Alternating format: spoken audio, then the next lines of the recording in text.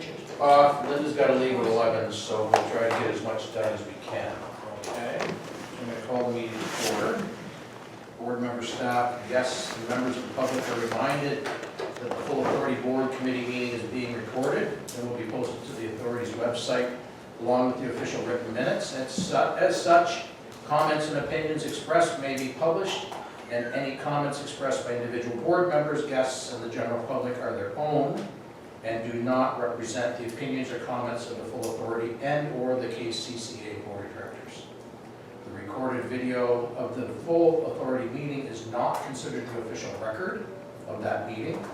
The official record of the full authority meeting shall consist solely of the minutes approved by the full authority.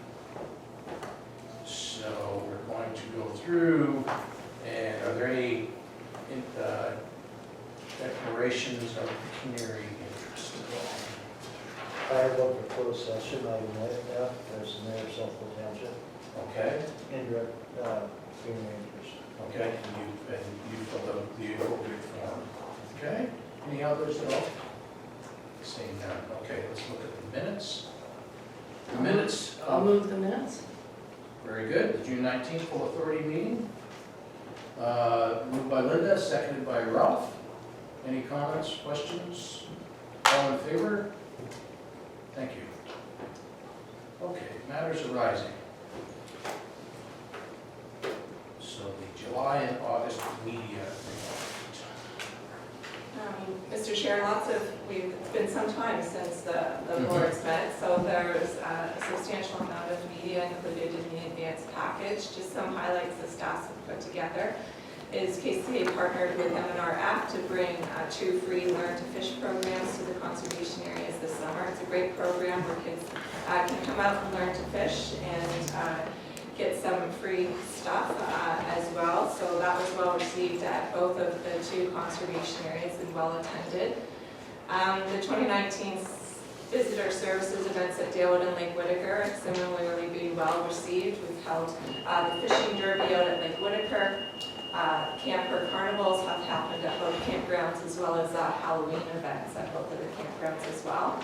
And we're finding that these special events, because we have them planned prior to the camping season starting, it's actually campers are choosing to camp at the campground because of some of those events, like Learn to Fish and the other ones mentioned. Just some other media there were the best performing organic Facebook posts in August. I can't see the one on the left, Marianne. Oh, so that one was the, for the Clean Water Program. And so that was about Port Stanley and how you can boat safely.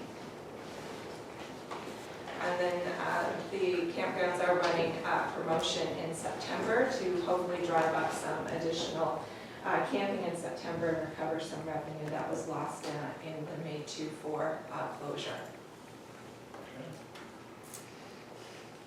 In terms, if I can, Mr. Chair, I'll skip ahead to project tracking and just briefly highlight some of those things. So work's begun on the Dalewood Dam hazard potential classification, and we'll be bringing back hopefully a full report over the next couple of months of the results of that. Some good news to report, the staff were able to get $15,000 award from the RBC Foundation to implement a program called Empowering Citizens to Become Active in Flood Resiliency. And this has resulted in our ability to get 3 automated rain gauges to strategically place throughout the watershed, as well as to initiate a citizen science network so we can invite residents throughout the watershed to begin reporting in the rain events that they're seeing in their area. So all of that information will be tied into our flood forecasting and environmental monitoring program. So a great initiative that staff have gone out and found outside funds to support those core programs. And $15,000 wage subsidy grant to support forest and lands technician was secured from Eco Canada. So that was great. The budget we were hoping to achieve was around $12,000 to support that position, and this is a great plus to have that extra funds to support that program. Excellent. Are they just one-time funding? The 15, yes, both are just one-time And last, maybe I'll let Betsy talk about some of the initiatives that the Environmental Youth Corps has undertaken over the summer. Thank you, Mr. Chair. So we had 3 events since our last meeting with the Environmental Youth Corps. We had a trail maintenance event, an invasive species removal event, and environmental monitoring. So all those students have just wrapped up with us at the end of August and now have their volunteer hours from that program, and we're just getting all of their evaluations in to see how they enjoyed the program this year. Excellent, good. And just one more thing, as part of our Eco Action grant, we were creating wetlands throughout the watershed over the next 3 years. So 3 wetlands were just created in the last month or so. Those are sort of before and after pictures of each wetland, one in Southwold, one in Thames Centre, and one in the City of London. Very good. Okay. If we can just have a motion to accept So those accept 2 those 2. reports. Okay, motion to accept the 2 reports. Dennis, Grant? All in favor? Wendy, you have questions?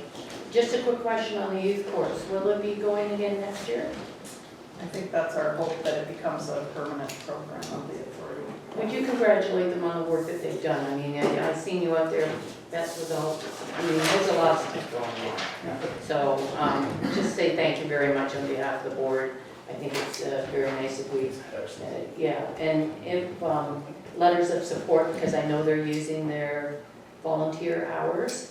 Letters of support from the chair would be nice. Okay. Good. Okay. All in favor to accepting the 2 reports? Sure. Okay, water conditions report. Again? Yep, I'm good. Thank you, Mr. Chair. So yeah, we haven't had a chance to really update on the watershed conditions report lately, but shoreline has been usually the thing that I've been monitoring for the last couple of months. Shoreline, the risk of storm surge, which we've had in effect since July, and it was updated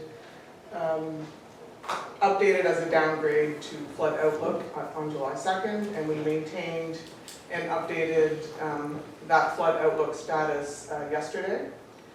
Just with the high wind events, there was a storm watch or strong wind warning and a squall watch yesterday, which contributed to those southwest west winds, which are the ones that we keep an eye on the most, especially when they're in exceedance of 50 kilometers an hour.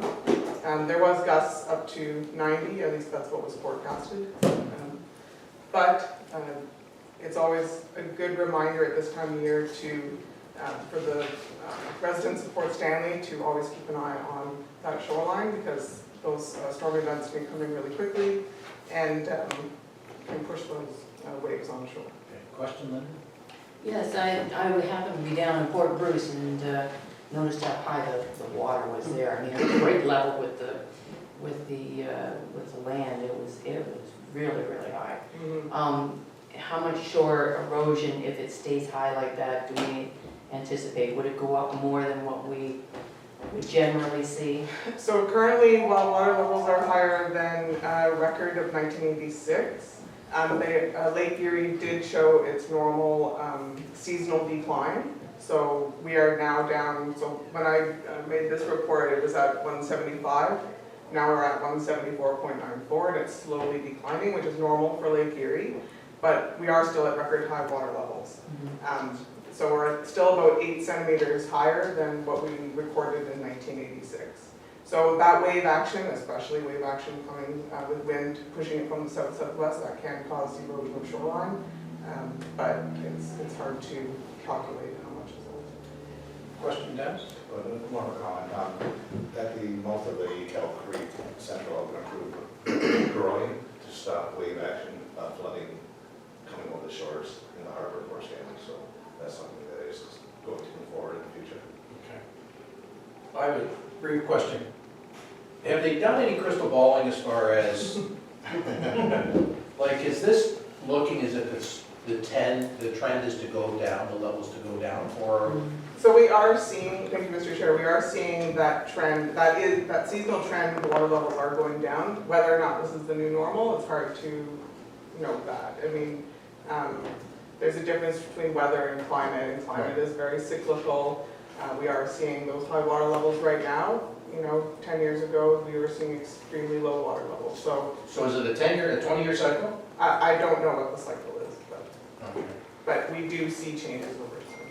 But it's hard to predict what we're going to see, but we know that just from the trends right now, water levels are going to remain high probably into next year. I just don't see them dropping that much between now and the fall storm season.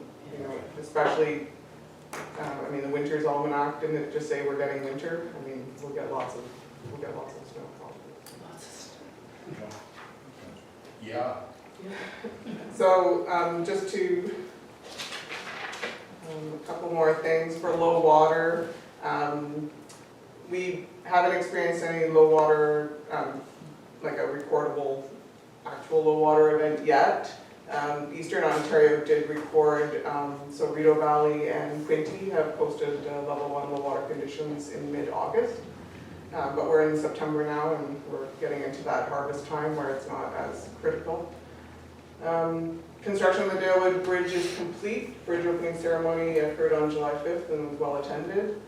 And as Elizabeth mentioned, we did receive some funding from the RBC Foundation to install some real-time rain gauges and some internet cameras at some important points that we like to monitor during those late night flood events. So we're looking forward to that. Right. It's good to see Jennifer wanting to go over the night hangover bridge. I do it often. With safety, always with safety. Do you have any special places where you'll put the rain gauges? I think our top priorities, you've discussed them quite a bit, but definitely Dalewood Dam will be one of them. Hopefully one that we can take a look upstream and downstream. Central Elgin was able to put one, or is installing or has already installed one at the King George Lift Bridge, which will be really great. That's in addition to what we're hoping for. And I believe a couple of other areas, perhaps Belmont, at the fire hall, to be able to look at that direction upstream. So there's a couple of areas that we're looking at that are ones that we always tend to go to during a flood tour. And especially just looking at staff safety, where is the best use of putting those cameras so that we can get the best picture. Either areas that we are always concerned of or areas that can pose a safety risk. Okay, excellent, thank you. Linda, question? Just wanted to say thank you to the staff, and I know as a council member, the Dalewood Bridge was quite a good event. Nice to see it back open again. The only problem we have now is speeders. It's so nice that they just fly through instead of stopping and looking at the scenery, isn't that right, Joe? Absolutely. Because it is a beautiful bridge. But there were many walkers there, and we do thank the support of the community here for that partnership. It was a wonderful day and long overdue. Yes, I've heard those comments. Excellent, good. How temporary can a bridge be? Yeah, exactly. Excellent, okay. Any other questions or anything from Jennifer? Okay. Do we want to carry on with Joe, or do we want to accept this report? A motion to accept this watershed conditions report from Bill, seconded by Ralph. All in favor? Thank you.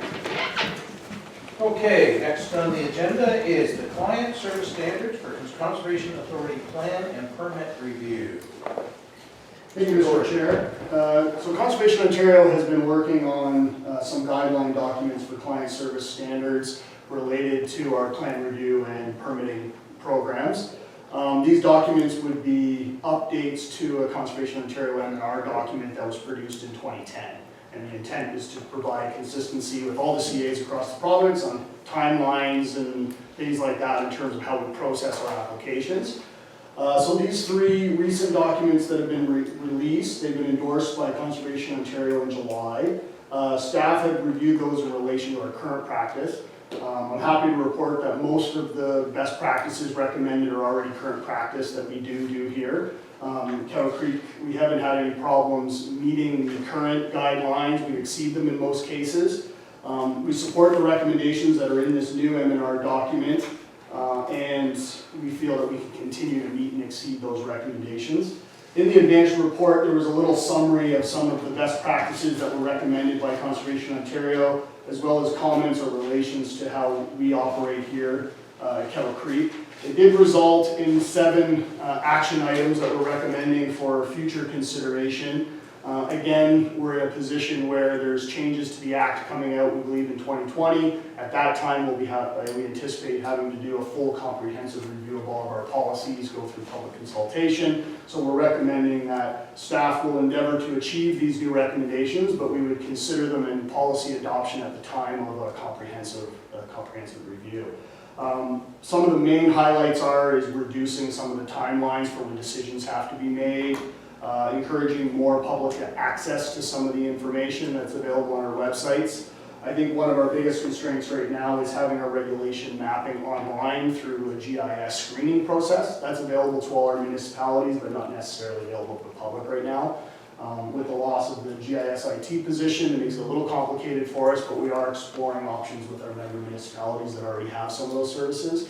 So we feel that it's a supportable document, we can continue to meet it, and we'd be bringing it back for policy consideration at a time when we do a comprehensive review of our full program. Okay. Any questions at all? Okay, so let's get the recommendation is that the report be received. Moved by Linda, second by Allison. All in favor? Thank you. Okay. Invasive species management plan update. Mr. Chair, so if you're aware that beginning this year, we started an invasive species program at the authority, and this initiated basically the position of the program is completely supported by the Kettle Creek Environmental Trust with $50,000 over 3 years, a $7,000 grant from the Elgin St. Thomas Community Foundation for the project, as well as through the Wage Subsidy Reserve and the Conservation Lands Reserve here at the authority. We secured $15,000 from the Eco Canada and Wage Subsidy as well to support the position this year. And Aaron Root has been holding this position and has been active this summer in terms of doing and looking at the invasive species on our lands. And I asked him here today to give us an update on in terms of his work so far. Okay.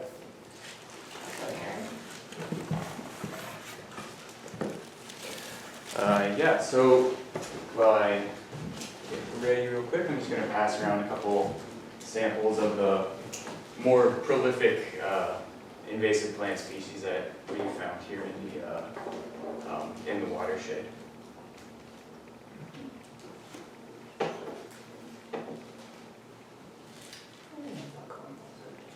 I thought giant ragweed was pretty much a thing of the past. Well, unfortunately, very much not. Because I remember having to eradicate quite a bit of right along Kettle Creek. Oh, shoot. Where's Phragmites? Does Phragmites not fall into this category? It does, yeah, I just don't have it.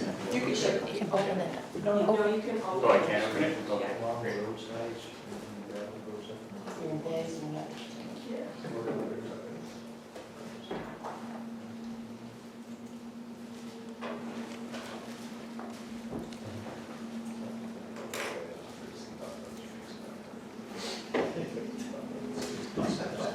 All right, so as Elizabeth mentioned, I've been working here since March, and a large part of what I've been doing is working on the invasive plant management framework. As I'm sure a lot of us have heard, there are a lot of negative impacts of invasive plant species. They compete with native species and crowd out both native plant species and degrade habitat for animal species. Some, such as Phragmites, can modify hydrology, bringing down water levels or changing flow paths. And also they can diminish recreation opportunities and aesthetics and degrade infrastructure, which can have economic and health and safety ramifications. So within the Kettle Creek watershed, there are some things that make us a little more susceptible. Seeing more development within the watershed means more disturbed soils, which invasive species tend to like. So disturbing seed beds and moving equipment around allows opportunities for more spread of invasive plant species. Transport corridors such as the Highway 401 and railways also are vectors for introduction of species. And then just where we're situated, not only do we, based on our climate, we're in sort of a unique zone within Canada that provides high levels of biodiversity. Unfortunately, that also means we are susceptible to a higher level of wider range of invasive plant species, which in turn can threaten those rare species within Canada. Can I just ask a question on the Phragmite where you had the picture up? For sure. In St. Thomas, we had a group that pretty much eradicated the Phragmite in the boundaries of the city. Are we looking at anything like that, or is it possible to look at something like that for the Phragmite that's within our catchment area here of Catfish Creek, or Kettle Creek and Catfish Creek?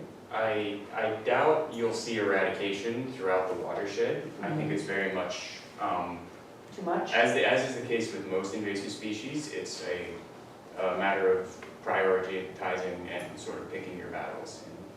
And it's not one of them? Well, it's more of a site specific.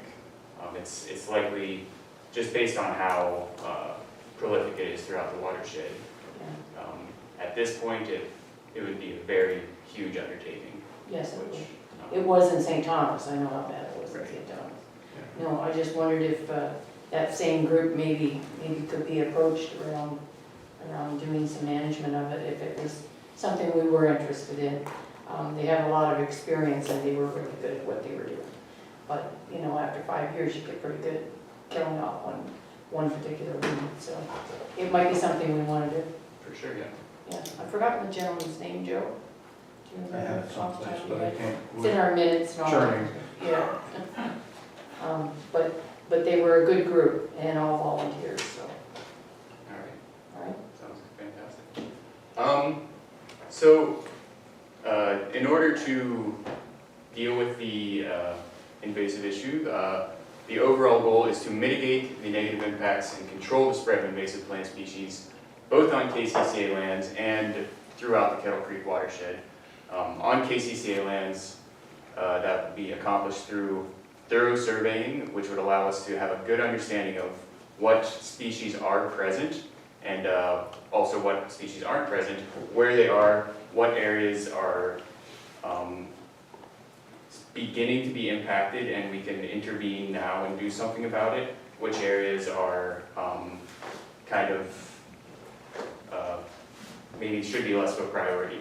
So then sustained and multifaceted treatment, so that could be chemical or mechanical or manual treatment, and over a long period of time, mixed with continued monitoring of treated areas to ensure that what then comes back isn't just worse invasives or other invasives. And then with the long-term goal of community engagement, landowner education, and collaboration with other entities to work throughout the watershed. So on KCCA land, the priority areas should be sensitive areas such as things that are classified as provincially significant wetlands or environmentally significant areas, and areas that not large established infestations as much as areas that are just becoming infested, so that it's a more so that they don't become overtaken and degraded. And then additionally, transport corridors, such as the trails and water courses, and areas that are used by the public and staff. So among the worst species, what most of them do is they crowd out other species in wetland areas, it is Phragmites is the big issue.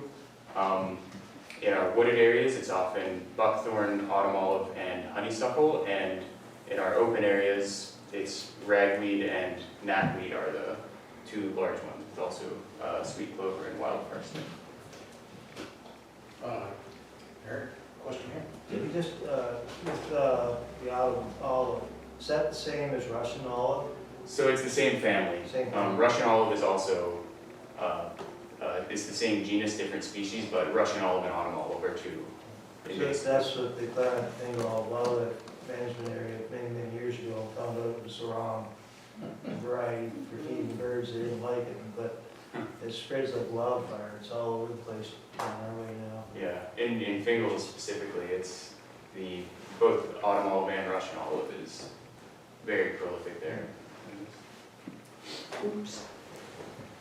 Some years ago, was there not a provincial campaign to get rid of buckthorn? Provincial government hired people to take it out, and this has got to be 15 or 20 years ago. Well, yeah, that would have been before my time, so I'm not aware of that. Is it an issue now? Oh, yes, Major issue. very much Okay. so.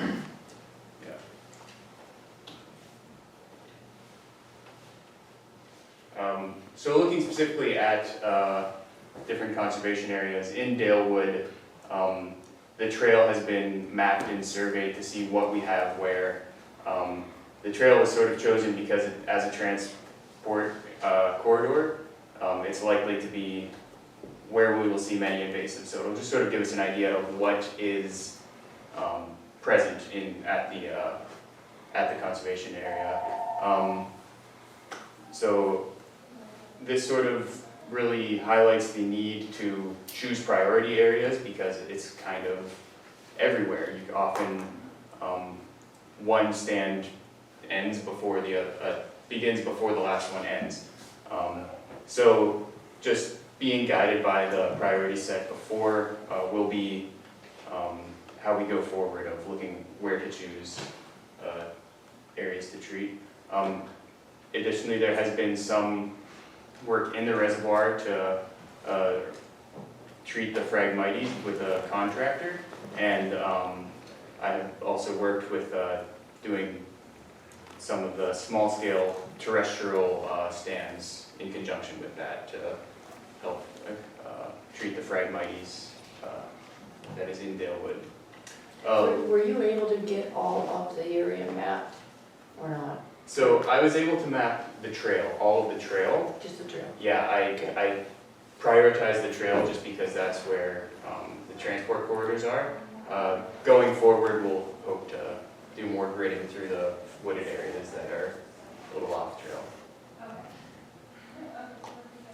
So Lake Whitaker the trail system is in much better condition than Dalewood, but what we're really focusing on there is Phragmites. There are 3 established patches of Phragmites on the property that 2 of them treatment has begun and 1 treatment will begin hopefully later this fall.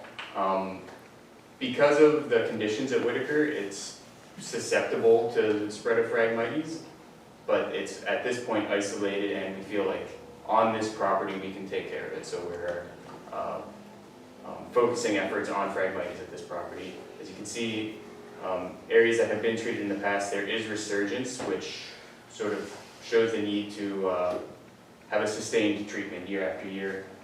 There's probably maybe 25% of what it was as far as density, but it's still coming up, so something that needs to be kept on top of. At the Buck Conservation Area here, most of the focus has been on treating the woody species around the office, such as buckthorn. So this is a photo from right out our office window. Luckily, some of our buckthorn that used to be alive and well is now very much dead around the birch, but we've got a long way to go. Much of the green beyond, just right around the office, is also buckthorn. So, as I said before, a matter of choosing our priority areas. And then at Dan Patterson, lots of the open areas are experiencing more herbaceous infestations of knapweed and giant ragweed. That due to its proximity to St. Thomas has been a site that can be very useful for community engagement and volunteer opportunities, such as when Betsy's Environmental Youth Corps group did a giant ragweed pool. We're hoping to do more of that sort of thing in the future. And on other projects that are not on Conservation Authority lands, there's a tree planting site doing with MTO and a tallgrass prairie site near Donker Drive that we've been able to provide invasive species treatments on those sites for them as well, and are also talking to some other entities and hoping to be able to do some treatment as well on both Fingal and Aylmer wildlife management areas. So we'll see where that goes.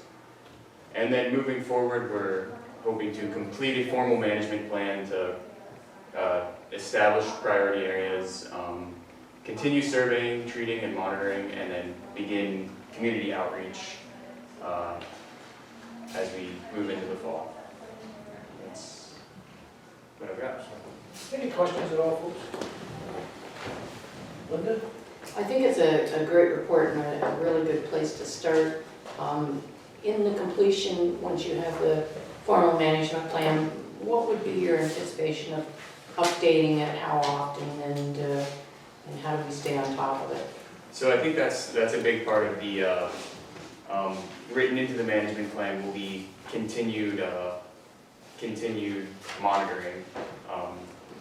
Once we know what we have, we know what we don't have, so we can stay on top of what is coming in, whatever the next species may be. So it's likely the list and the priorities should be something that can be sort of static, can be updated at an interval that we can determine based on more of like a literature review and that sort of thing. Is there any kind of coordination of effort between entities in the community at all? Like as far as there's Fanshawe or there's Upper Thames, and do we have something in common with them? Are they doing the same thing? Do you have colleagues out there in other institutions? So there are some programs and that the province has run in the past. I know the Ontario Invasive Plant Council was kind of like the center for community outreach. They would do a lot of that sort of thing, and I think other entities like other conservation authorities or municipalities could sometimes bring them on to do education. I'm not sure if that, I know that they're having funding issues, so I don't know if they still operate like that, but as far as there is some coordination, but not any. Like does MTO do anything, does the MTO do anything province-wide at all, or is that just in local areas, or? I'm not sure about that. I'm sure they have a plan that then gets implemented at local levels, but I'm not sure what that would look like. Okay, great, excellent. Any other Jeff, do you have anything to add? Yeah, thank you, Mr. Chair. As far as I know, there is no provincial coordinated effort for any of these invasive species. Certainly it would be a good idea if there was regional coordination and direction. I know with respect to your MTO question specifically, I know the local person, the contact person, has sprayed Phragmites in its roadside ditches, and I believe they're going to be doing some mop-up and follow-up treatment.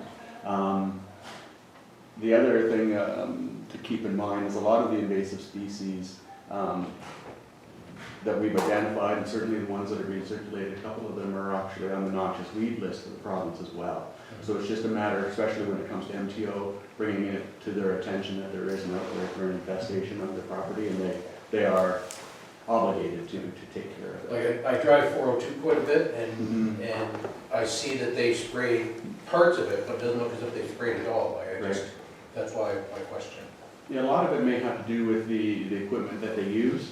A lot of the times the equipment that they use on highways only have a certain reach. They're not, they're doing it from the highway, they're not walking or driving down the center of the median and taking care of everything, so, but it is on their radar to take care of it. Another challenge that they have, as well as it is the patches of Phragmites, for example, that not only are on MTO right-of-way or corridor, but extend into private properties as well. They're not, they can't spray that as well, so it's just a matter of time before it's back into the corridor. So it's a challenging. Oh, I can't imagine. Daunting task, Linda? Given that it is a daunting task, it may not hurt to have a letter go out to our neighboring conservation areas, just asking if they're doing something similar, because good time for partnership. I mean, it's a little bit of bridge building here. There's a species that's kind of overlapping into one of their areas and vice versa. So it would be nice to send something out and say, are you interested? We have a management plan that we're about to implement, and perhaps there's some things we can do together. As a cost sharing as well. Well, I think that's going to be the major defining factor, right? Is the fact that who can afford to have a person, like we do to do that. So That's right. we're very fortunate. Okay. Jeff? If I may, Mr. Chair, I know Upper Thames, for example, has a pretty extensive invasive control program. I think they actually have contracted the City of London to undertake invasive control on ESAs in the city. So they definitely have a program, and they're definitely a resource that we can call at any point in time if we have a question, that type of thing. But I understand that the topic actually came up at County Council within the last couple of months, in a report maybe going forward in the near future to County Council about starting an invasive control or monitoring type of program in the near future. So it might be something that regional coordinated effort may be coming soon. Well, it doesn't hurt for us to send something out. Any comments from any of the? Yeah, with county council, obviously it's becoming more and more of a problem. The sight lines on our county roads, Mm-hmm. and we've had a lot of complaints this summer because of people driving on their lane may not being able to see down the road. And we're gonna have to start dealing with it, whether we like it or not, and we need to deal with it. Mm-hmm. There's a report coming forward in regards to that. Okay, well, that's great. So there is some steps being taken. We can certainly, author a letter and send out of encouragement and commitment, so to speak. to the- Well, I would think a letter where you're going to have a report coming from county council.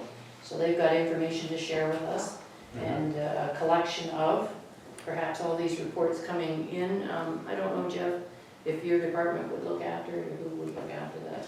Elizabeth, like if you had reports coming in that said, we're looking at such and such a species right now, are you interested in also collaborating with us or something like that? Like is there a way for us to coordinate it? I mean, it doesn't hurt for us to take a little bit of a leadership role on I think maybe I'll just reach out to Julie and see how far she is at the county in terms of a report to council.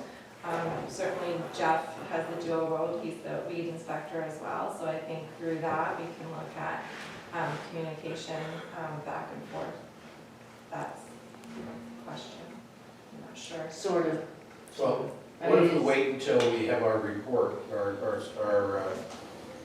sort of the management plan, sort of formulate a little bit more, and then we share that with people as well? I think that's a great idea. So that then we can say, hey, here's what we're doing, what can you add? Okay, excellent. Can I get a motion to receive the verbal report? Ralph, Elizabeth, all in favor? Thank you, well done, thank you for your report, that was very informative. Thank you. Okay. Let's move on to correspondence.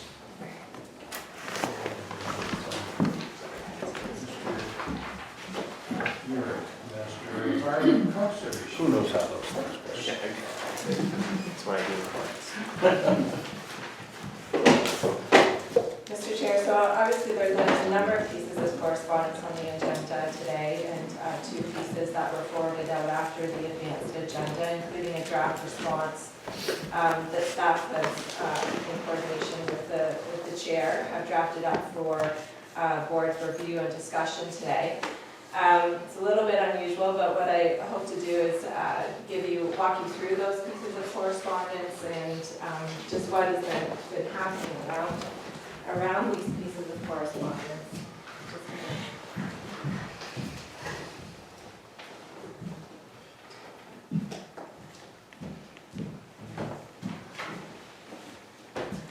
So the first piece of correspondence in the advanced agenda package was a letter of thanks from Jeff York to myself, just a note of congratulations to him as becoming the Minister of Environment, Conservation and Parks. And just after that, on August 16th, all 36 CAs received a letter addressed to whom it may concern via email. On August 16th, that basically noted the changes coming out of Bill 108 and programs and services related to the core mandate, such as those related to risk of natural hazards, conservation of lands, drinking water source protection, Lake Simcoe, and other programs and services as prescribed by regulation. And it's in this letter that Mr. York encouraged conservation authorities to wind down programs and services that were not related to what he describes as the core mandate of the authorities, and to not increase fees or levies until such times as the government had done a review of legislation and regulations. So shortly after that, you see that Conservation Ontario did a news release in response to this communications from the minister, that the changes being proposed by the government to the Conservation Authorities Act hadn't been proclaimed, and we're only starting discussions about the regulations that go with the legislations, which supply specifically with actual programs and services are mandatory. And because that hadn't occurred yet, because that CAs were really working in good faith that those negotiations would happen with the ministry, that it was preemptive to look at winding down any programs and services until that discussion had taken place and those definitions had been established. So in response to that, there was a lot of media attention to both sides of that debate. A couple of days later, Mr. York did send out a responding, I believe this was released on Twitter. So he believes attempts to clarify the position of the government, specifically for Conservation Ontario and the CAs.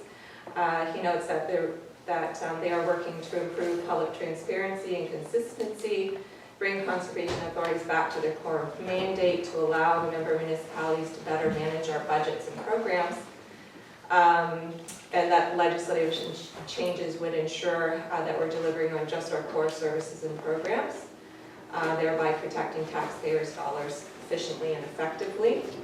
I think what caught many people's attention, though, was the discussion over this idea that conservation authorities have expanded past their core mandate into its activities such as zip lining, maple syrup festivals, and photography and wedding permits, and that the ministry, by encouraging us to wind down core programs or non-mandated programs and services, was giving greater control to member municipalities over what they were funding.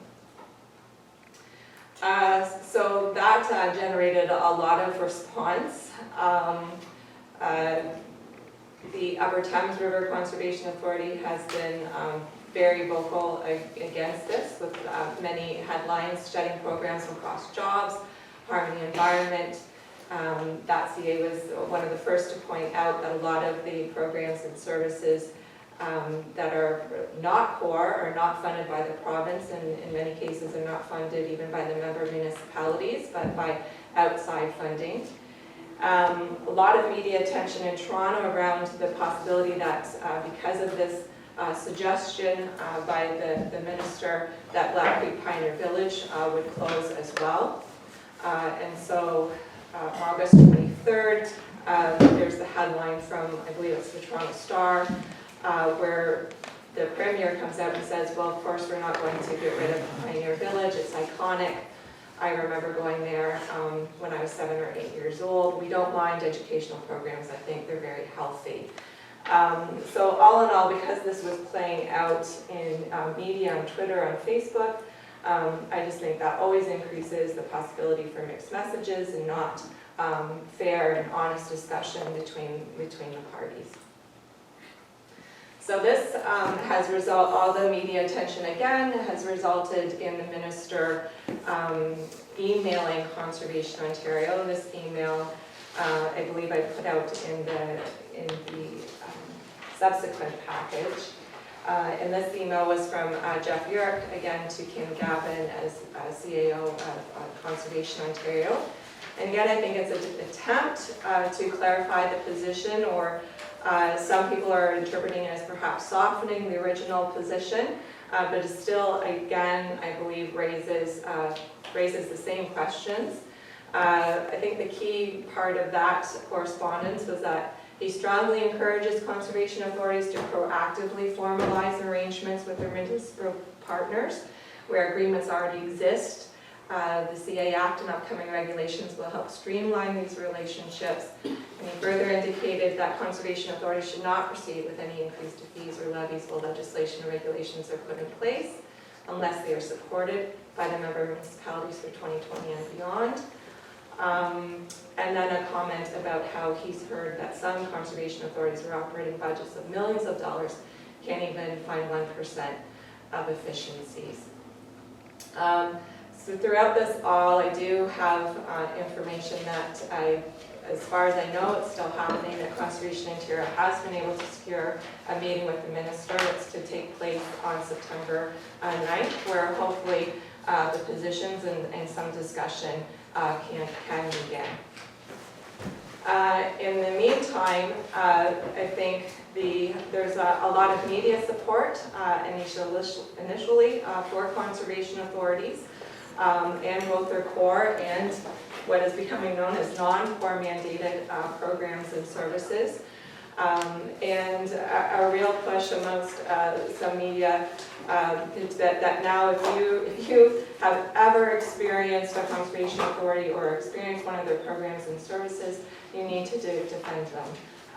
Now is the time to defend them. Locally, Eric Bennell published in his column on August 29th, 2019, again, that the Conservation Authority shouldn't be deciding what's best for the community because they aren't held accountable to anybody, and it's time they are going to be held accountable. That's a direct quote from the minister's, one of the minister's staff people. Even though conservation authorities are in fact governed by municipally appointed boards, but there now may be a bit of a backtrack, and this is Eric Bennell's personal column. Eric is reported to have suggested that non-core programs, which are former municipal court, may continue. So again, unfortunately, because this is all playing out in the media, there seems to be, there's not any clear direction for anybody. So what I'd like to remind members about today that Bill 108 did two things. One, it stood by the fact that board members have fiduciary responsibility to act honestly and in good faith with a view to furthering the objects of the authority, and that the objects of the authority remain to provide in the area over which it has jurisdiction, to deliver programs and services designed to further the conservation, restoration, development, and management of natural resources. So that remains your mandate, your objective, and you have a fiduciary responsibility to deliver that to the watershed community. Where I think a lot of the discussion is going awry and where we need to come to the table as CAs and as the ministry is Bill 108 established 4 mandate in broad terms that were to be defined in regulation. And those core mandated items, again, were programs and services related to the risk of natural hazards, conservation and management of CA lands, drinking water source protection as prescribed by the Clean Water Act, protection of Lake Simcoe watershed, which doesn't affect us locally, and programs and services that have been prescribed by regulation. I think where the discussion has to happen is, yes, CAs have a lot of programs and services. We have tree planting, we have water festivals, we have phosphorus reduction programs. with campgrounds, environmental education, wetland creation, invasive species, trails, water quality, and quantity monitoring.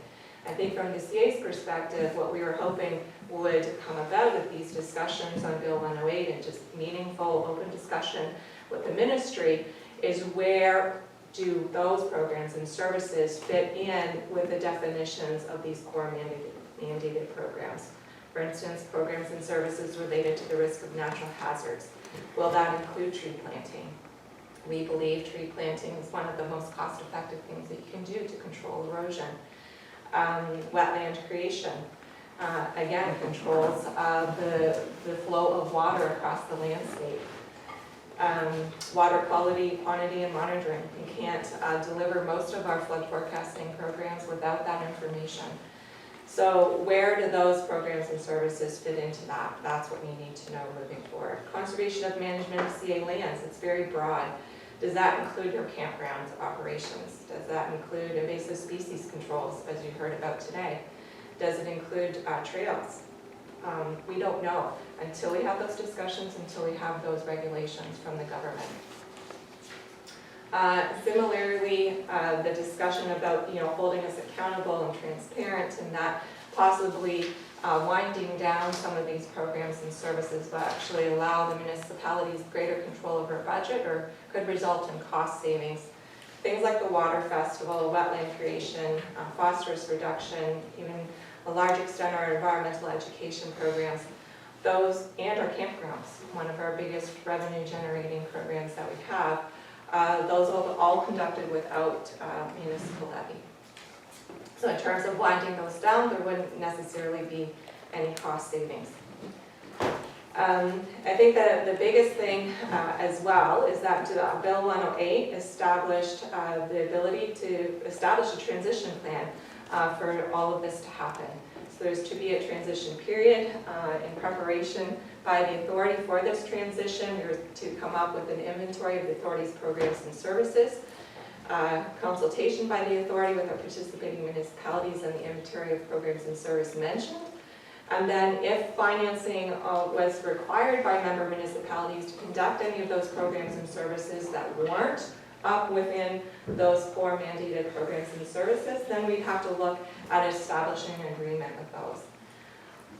It appears through what the minister has released to us within the last 3 weeks that that transition period has been taken away, and that there seems to, without that discussion with the ministry at this point, it seems like he's asking us to skip right to winding down those programs and services without the benefit of having those discussions both with our member municipalities and the watershed as well.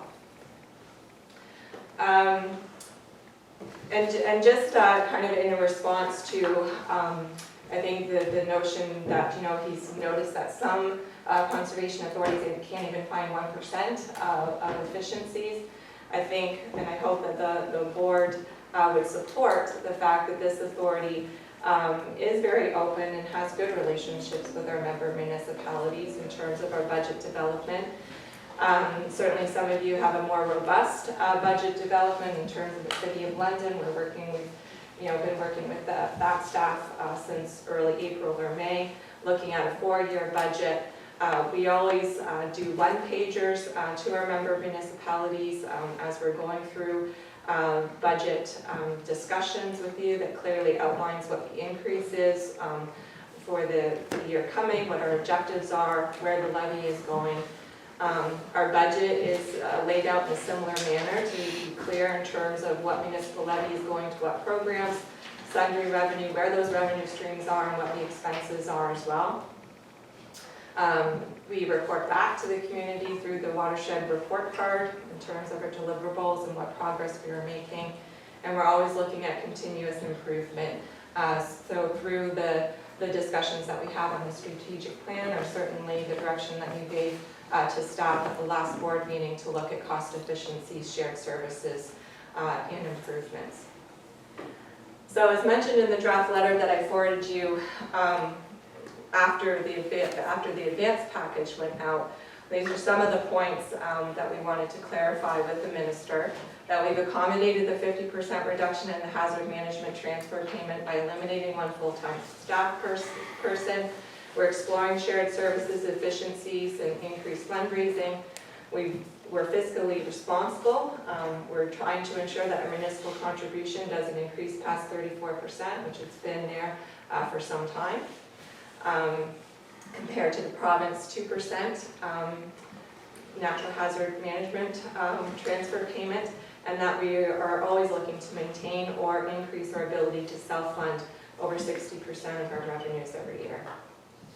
So the draft letter really looks at some key points that winding down activities now without that benefit of discussions would prevent meaningful dialogue with community and member municipalities. Winding down outdoor education programs and services such as stewardship services or campgrounds would not provide province or municipality any cost savings or money at this point. The campground actually generates on average $46,000 in revenue that's reinvested into infrastructure, including dam upkeep and maintenance, and we know that we have some significant costs coming that we need to continue to be directing those revenues to our dam upkeep and maintenance. Winding down activities operating independent of municipal or provincial funding will could possibly detrimentally affect our ability to respond effectively to the natural hazard management transfer payment reduction. We need those operations to save downloading costs to the member municipalities. And our CA boards and the communities they represent should be allowed time, as outlined in Bill 108, to consider the full implications to their watershed before reducing any programs or freezing fees or levies. So next steps, I'd ask that the board consider the letter that I sent out in the advance package. It's proposed a draft release to MVP Jeff Urick, that we possibly ask our member municipalities to support the draft resolution that you have before you today, and that we encourage our partners and the public to voice their support of our programs and services, either through social media or letters of their own. So we have a list of speakers. Joe, you had your hand up first. Did you have a question? Great. I'm going to share in the beginning, I'm terrible at communicating well with letters back and forth. I think that's probably the most inefficient way. Jeff Urick, Minister of the Environment, is a friend of many of the people in this room and lives about 3 minutes from here. Have we asked him to be here today? Yeah. Well, but we're trying to get a message to the minister and ask questions about what our core mandate, what does he mean by that? Chair, I would just think that that's the most logical thing for us to do. Can we ask the minister what he means by things instead of writing 3 or 4 page letters back and forth to each other about what we think was meant in the previous letter? So my political experience, I've had certainly a lot of conversations that smoothed over a bad letter. I don't think I ever had a smooth letter that smoothed over a bad conversation. I'd suggest that if we want to be open and transparent and ask the minister questions, we ask him to see if he'll come and answer those as the first piece, rather than sending more, picking out keywords in letters and sending them back and forth to each other about that. So that would be the first piece. I understand what we're trying to do here. The province is attempting to spend less money this year than it spent last year. I think there's no secret agenda here. There's no hidden agenda. The province has a reduction of spending that they must do. Part of that was already given to us in the reduction of the watershed funding. And we as people, as organizations that are funded by the province, need to either absorb those funding cuts or find another way to to find the money. Well, in our case, we have one other way, because we have the ability to levy municipalities in order to find the funding. All right? Now, a number of the municipalities are saying the same thing as the minister. That's really all well and good, but don't come to us for what you're losing from the other side. That was the statement, I think, that's been fairly well made at AMO and other places. And so knowing those 2 pieces of information, I suggest a full level of transparency. Let's ask the minister what they mean. You recognize that there's a meeting with CO, Conservation Ontario, on September 9th, which I think will answer a number of these questions as to what are you talking about from a core mandate point of view. And it will also then answer, what did you mean about rolling back programs? So I suggest, A, waiting till past the Conservation Ontario meeting, but I really do suggest that some of this good work is done face-to-face with local friends rather than with ink sent back and forth in letters. Okay, thank you. Linda had a couple of questions. I apologize for missing her. Dennis, you had a question. And just following up on Joe, I agree with what you're saying. In the draft of agreement, we're said to eliminate one position. That was something that was forced upon this authority. It was just we were victim of circumstance at the time when one gentleman left the authority. And rather than replace him, the cut that took place, we used that money saying we just won't rehire that person. Well, that's not, in fact, I don't see that's what's happening. What we're doing, we're looking at partnering that position, JS position, with central elements. It's coming up later in the meeting. So we're not eliminating that position, and I don't think we should put in the letter that we eliminated one position without reason. There should be something in the draft, if we're going to send this draft out, why that position is eliminated. Not just say we eliminated it, because then it looks like this was a redundant position, and it's not. And I think we need to explain further in the draft why that person is eliminated. Okay. I won't address that. Do you want me to address that right now? Sure, yes. We had a cut in our funding that matched the position that we had open. So therefore, we pulled back the posting for that position. And the whole reason we pulled the position back was because the funding disappeared. So that is a direct cause and effect. Okay, so we couldn't rehire someone for that position and then turn around and eliminate someone from somewhere else. So therefore, that was the fastest, the most effective and efficient way. But that doesn't mean that we don't have the needs for GIS. So therefore, with any position that you don't have a staff person for, you go out and you find someone to do it. Hence, we have someone who does our contract computer stuff, or tech stuff, right? Which was something that person did before. That now we have someone, we have to hire someone on an hourly basis in order to do that. And I think that's, so although what you're saying is we didn't eliminate that person because of the cutbacks, in effect we did, because we pulled the posting back. We knew that Cliff was leaving before we got that letter. But we didn't replace him. Yeah, but had Cliff not left at that specific time, Then we would have had to cut other places. Yeah, But it's 60,000 to 60,000. yeah. And so that was our way. Yeah, this board was just fortunate at the time that circumstance happened, or we would have had a harder time meeting the cut that was done this year. But that doesn't negate the fact that that's what we did, Yeah. right? As a direct effect of losing that funding. So that's what it says in the letter. Right? Other, Donnie? Thank you, Mr. Chair. I just wanted to make sure that the whole conversation around this be framed properly and not be about the value and the need of all of these programs. There's nowhere I see in the communication so far where the minister is saying that he does not believe that tree planting is an effective response to erosion control, for example. So nowhere, so I think the two are being confused as far as the value and the need for a program like invasive species, like education, and who delivers it. So what I'm reading between the lines is an opportunity for a reset where perhaps over time, when a void is created and suddenly we have a need to control invasive species and nobody else has been tagged with it, then the conservation authorities have stepped in. Every once in a while though, as that sort of grows and grows and grows, there is an opportunity to reset, recalibrate, and think about, if not the conservation authorities, who else can do invasive species control? Phragmites on the road, if every municipality looks after their own road and every landowner looks after their own land, then that's taken care of. So there are a number, we know that in education and health and social services, there are a number of agencies that provide essential programs to our community, then every once in a while you have to reset who does it.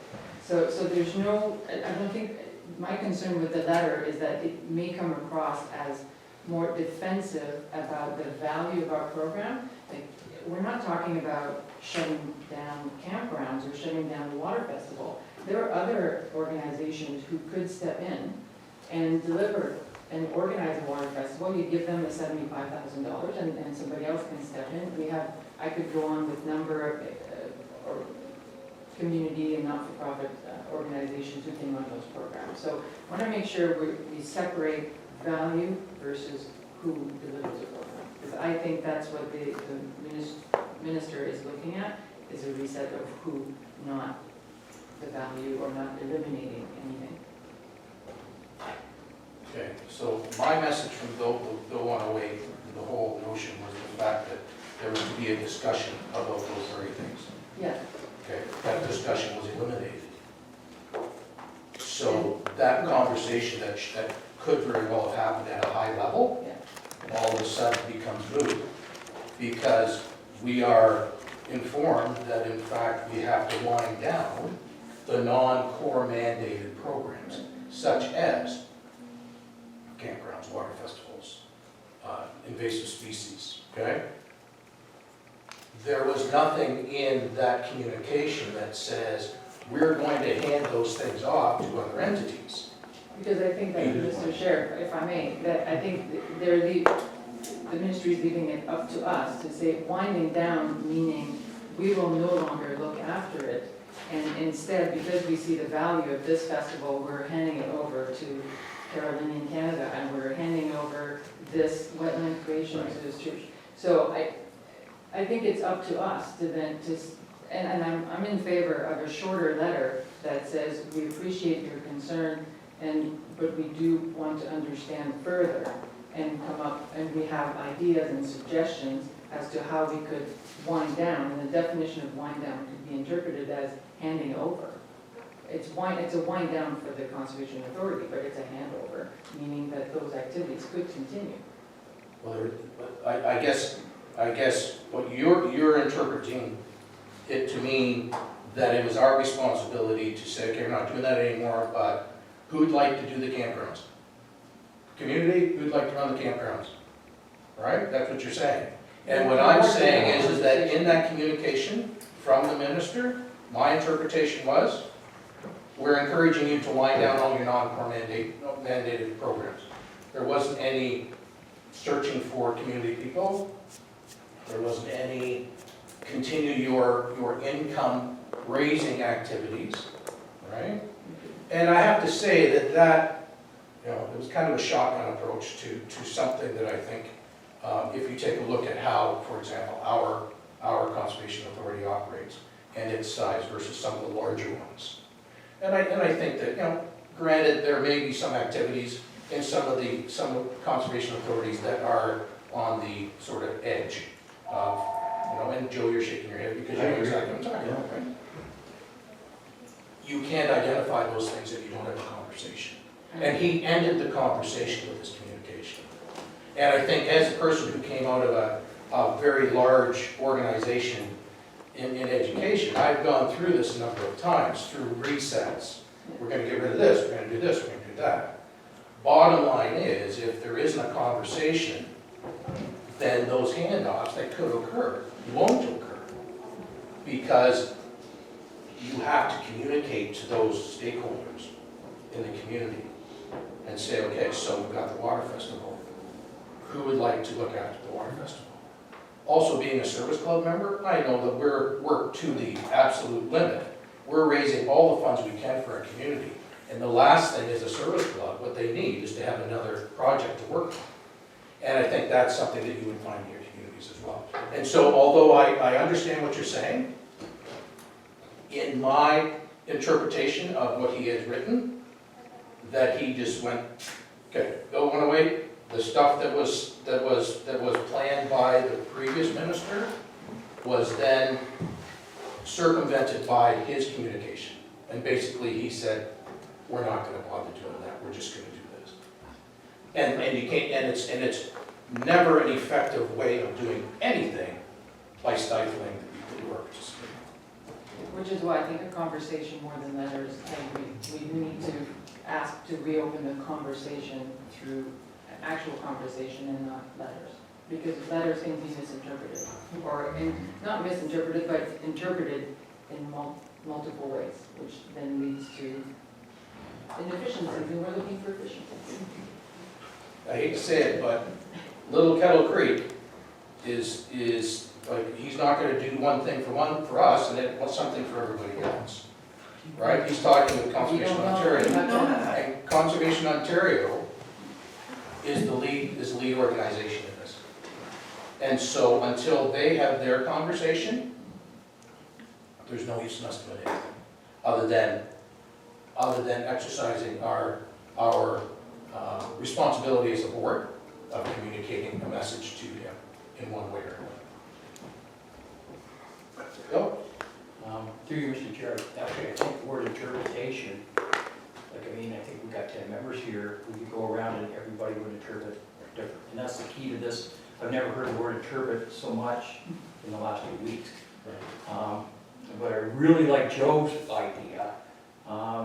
Basically, Middlesex, Alvin, like, I mean, he's a representative. If there was a chance that he would come to his local area, being a local guy, and hear questions from his local conservation authorities, like, what's the worst that happens, so you might be busy, why not? Like Joe said, it's better to hear it right from the horse's mouth than go back and forth. And we can certainly issue an invitation to him.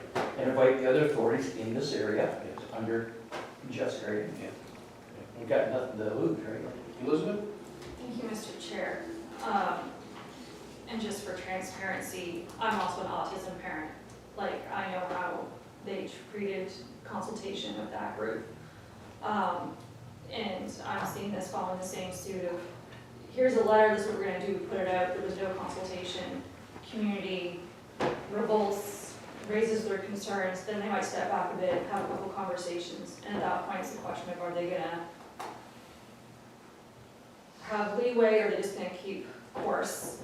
The only thing that's clear is nothing's clear. I was at AMO, I was in the pit, heard the conversation, it was the most disfluent speech I've ever heard from Yurick. I was in an insurance broker's luncheon talking about how to protect your home's value against climate mitigation and changes. A lot of misinformation while they got and blamed conservation authorities for everything happening to people's homes. Luckily, 3 other people were in that room from other conservation authorities, members like we are, who stood up and was like, no, it's dictated to us what we can do, this is our mandate. And to reach out to your conservation authorities and work with them to find out what you can do. As for parting things out and handing it over, it sounds like we're willingly looking at disassembling ourselves. Anything that we have a value that we're known for in the community of water festivals, we'll just gonna give that away. Tree plantings, sure, we're just gonna give that away. Until what, and why can't we contract with the rest of our staff? And it's just, there is no conservation authorities that are completely open for business, and there is no protection. That's my fears, and that's why I give my time staying on this board. Part of our job is also advocacy of what we see of value in the community. And to me, that does involve the children's water festivals and the outreach that we do, and the tree plantings. I'm in favor of the letter. I'm always in favor of inviting Jeff out and to meet with us and any board. I'm always suspicious of things that aren't in writing, even that words might always be clear, that it shows a trail that we've tried to find a way forward together in open transparency. So looking forward to hearing what the rest of everyone else has to say. Ralph, you had a comment you wanted to... Well, I had a question, a comment too. I agree with Joe's comments that it would be nice to invite Jeff, if at all possible, because I'm not so sure that Jeff actually wrote that letter. He did. That's my feeling. He's the goat. Pardon? He's the goat. The other question is, why is the Lake Simcoe watershed excluded from all the others? Does anybody know enough about the Lake Simcoe watershed? I have asked that one too. It's precious. Oh, yeah, it's North Toronto. Yeah, so I think they need to protect it from that invasive species called humans, probably more than anything. Okay, great. Yeah, I'd have to agree with Ralph. Jeff, we're beating Jeff up, but Jeff's just the bearer of bad news. He's presenting party policy. Exactly. He may not agree, he may, I don't know. I volunteered for Water Festival because they can't get enough volunteers. And you're right, service clubs are maxed out as it is, because of age mostly and lack of manpower. You rely on the people that know water quality, which is the Conservation Authority, put that program on. Teachers won't do it, they don't have the expertise of it. If you dump it onto somebody else, either it disappears or it's not done properly. That's the bottom line. With regards to invasive species, I think Kettle Creek is doing an excellent job with their own property. With the county and the municipalities, we're just getting into it, and you need expertise to guide you through it. And it seems to be that you would have one person coordinating throughout the county and other counties and cities. That's the Conservation Authority. One man, or one person, I should say, not one man, one person who is the authority, has the understanding, the education to do it, because no municipality has that person on staff that I'm aware of. Maybe London does, but we rely on whoever it is. The M&R, they don't have manpower. They've been directed to stay in the office, don't leave the office. So you have to have people on the ground, and that's the Conservation Authority.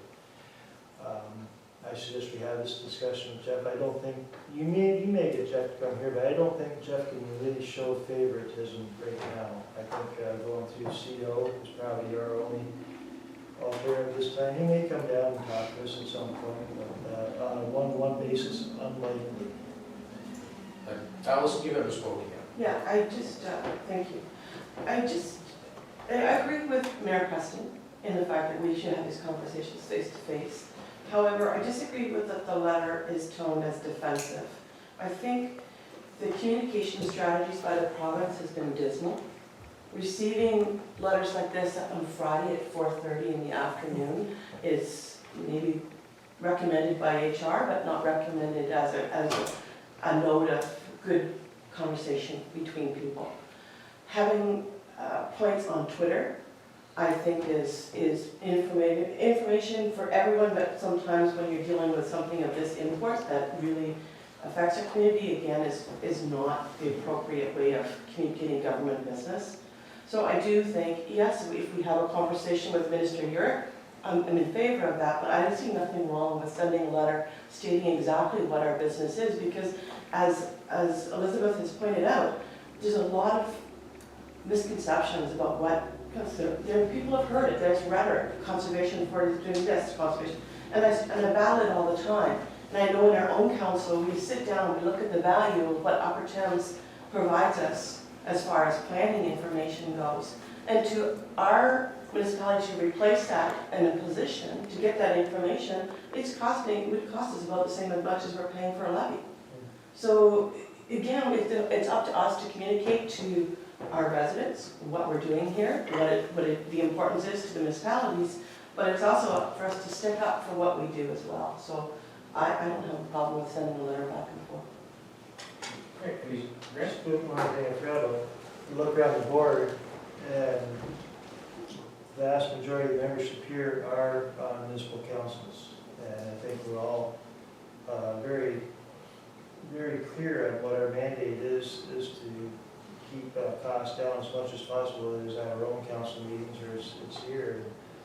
I don't think that's ever been any different in the past with previous members that they come in with the understanding that you have to be responsible with the money that you're dealing out. So I don't think that's ever going to change.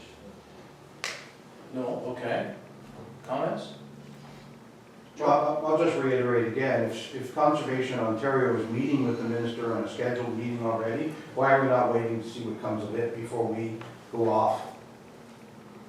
I mean, I understand, a letter's a letter, and I really have but you said, he said, she said, we're interpreting it as this, and those words have all been used here. I say, why don't we, as a body of people who have to live within the rules that are set by someone else. We wait for that meeting to happen and then react. I'm a good enough poker player not to react on your first bet, but wait for the outcome of the next meeting. And the minister's already agreed to meet with Conservation Ontario after that letter. I guess the questions may be answered. They may not be. I mean, I'm just willing to give it the time rather than, what's the old saying? You're better to keep your mouth shut and look intelligent than open your mouth and look stupid. So we can send a letter that can be all interpreted after another meeting that we know is already scheduled. So Elizabeth? When's the conservation, it's a two-part question. When's the conservation authority meeting then? September 9th? The 9th, September? There's certainly been other meetings that, as a city, we've had with government, and someone's advocated on your behalf, and they presented letters while the meeting. It appears letters of support for conservation authorities. Is it better to have them present our letter in person when we're there, or send it separately? I'm looking at you because I don't have experience. I certainly understand Joe's point about the face-to-face. I think, and I understand his rhetoric and, all of that, I agree, I pointed it out, it's no place to play it out on Twitter. And those things can be taken a million different ways. But I think as a staff person, as a member of this watershed, I think it's very hard not to take the rhetoric or whatever you had in that, in those letters and what's come out subsequent as an attack on our watershed, as an attack on our watershed program as a whole. I don't see what's wrong with a conservation authority whose mandate is to protect this watershed, to conserve this watershed. What is wrong with them operating programs and services that the community has asked for, that up until now, and I've had no indication from my member municipalities otherwise, that they have a problem with our tree planting program, that they have a problem with the authority taking the lead on the Children's Water Festival. I think from a community's perspective and from a staff's perspective, we need to know where our board sits on just that element. What's wrong with tree planting? What's wrong with the CA delivering it? What's wrong with Children's Water Festival? What's wrong with this CA going out and finding revenue generating, whether it's, we're not skydivers or whatever, zip liners. We're not zip liners, we're not that, we run campgrounds. And we look for every possibility that we can to cost share, to share services and generate revenue for the programs and services that benefit. What's wrong with coming out and defending that position? I can add to the letter. We are certainly willing to meet with you and have those discussions, because I've met Jeff before. He's come up before and said he's, supportive of the CAs. But as some of the rhetoric's come in the media, if you've enjoyed a conservation authority, if you've enjoyed tree planting, if you've had stewardship services on your land, chances are it's because of CA. And if we don't defend it now, it's going to be too late. Because in this climate, in a democracy, you have to stand up for what you believe in and be willing to voice it. Yeah, I kind of agree with Elizabeth, and I think also we should not wait just for the meeting, because at that level meetings get canceled. I would rather not wait based on hearing from the meeting, and then the meeting doesn't happen. I'll just voice a very brief opinion here.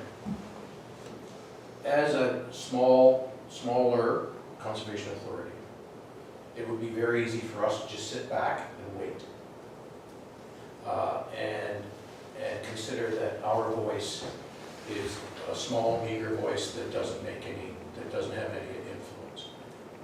I think that one of the things that we are proud of in Kettle Creek is the fact that we are very efficient, that we are very community focused, that we do things not because we want to, but because we see a need.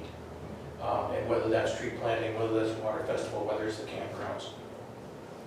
Those are things that we do.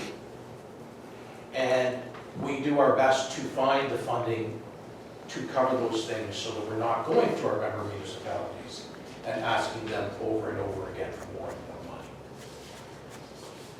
If we don't speak up, then we need to accept whatever is provided for us. And I think with the uniqueness of each CA, if we aren't allowed to have that conversation at a provincial level, we can still have that conversation on paper with the minister. Look, I'm not sure that you understand exactly the things that we do at Kettle Creek, but these are some of the things we do that are revenue generators. These are some of the things we do for our community. So that then what happens is that we can at least say, you know, he's been provided with the information that will help educate him on not the Grand Rivers and the Upper Thames, but on the smaller groups. You know, what are the kinds of things that I do in the community? I mentioned service clubs because I really think that that's really important to remember, is that what we do frequently is we fill gaps, right? So public education is a really good example of that. And the fact that our service club, where I live, paid for some of the classrooms at the local school to have the education program from Upper Thames come to them, because we saw it as a community group as being very, very important. We do that in our community outreach, and I think that's very important to emphasize that. And so that's why the letter is written the way it is. Joe, I don't see it as being defensive so much as informative. And so I'm not sure I used the word defensive. It may have been used here, but I'm not sure I used it. I'm just saying it is still lacking of facts as to what core mandate is described as. We're trying to defend our core mandate, but before a meeting has taken place where the definition of core mandate will take place. That's the point I'm making. The other, I started my first conversation with, I've never been able to accomplish in a letter, which I couldn't ever happen in a conversation. The other thing that has certainly happened over a number of years in my political life is anything I've ever put in writing, sorry, bad grammar there, I need to get back to some of those classrooms too, has come back, right? Either positively or negatively. And as a municipal representative here, me saying I absolutely love everything we do is not untrue, personally. But as a municipal representative who will be levied the cost of those programs should someone else take away the cost, me putting in writing support for all of those programs, carte blanche, is not going to happen. Right? We can't get to the point where it's us against them, and that's what this letter is attempting to do. So I'm just saying, because of those reasons, I'd like us to maintain the status quo. In about 2 hours, I've got to go make this exact same speech at the health unit. Because as a municipality, we are the levied funder of the health units also, as the province starts to cut funding for the health units. The mandate is there that they can just take that funding and give it to the municipalities. We don't have a defense to that, right? Same here. There is no defense to the levy that can be applied by conservation authorities. I love what this one has done and has been able to do in the budgets that we have, right? But if indeed, I'd rather have more facts on the plate in front of me so I can eat that dinner than guess that it's going to be this, and therefore we should say it's bad. That's the point I'm making, is when I have all the facts, I'll help make a decision, and I truly will, and I'm fairly loud and pretty defensive. Right? I don't yet have all the facts. I understand what we're doing. As a small conservation authority, we're trying to stand up to the big guy early in the game to say, we don't like what you said, we think it means this. I'd rather be able to stand up. You have said this and we're not taking it. But we're not yet able to be that definitive. That was my only point. That's the only soft ground I'm landing on. Sorry, is there consensus on the motion? Is there consensus on the motion itself? Is the problem the letter, or is there consensus on the motion itself?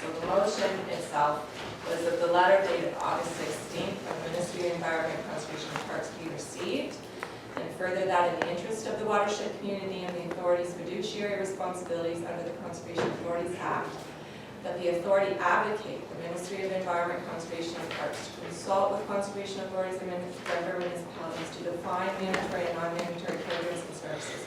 And further, that the ministry provide for the transition period as outlined in Bill 108, including time to establish an inventory of the authority's programs and services, consultation by the authority with participating municipalities, and the ability to enter into an agreement with participating municipalities for non-core mandate programs if financing is required for its delivery.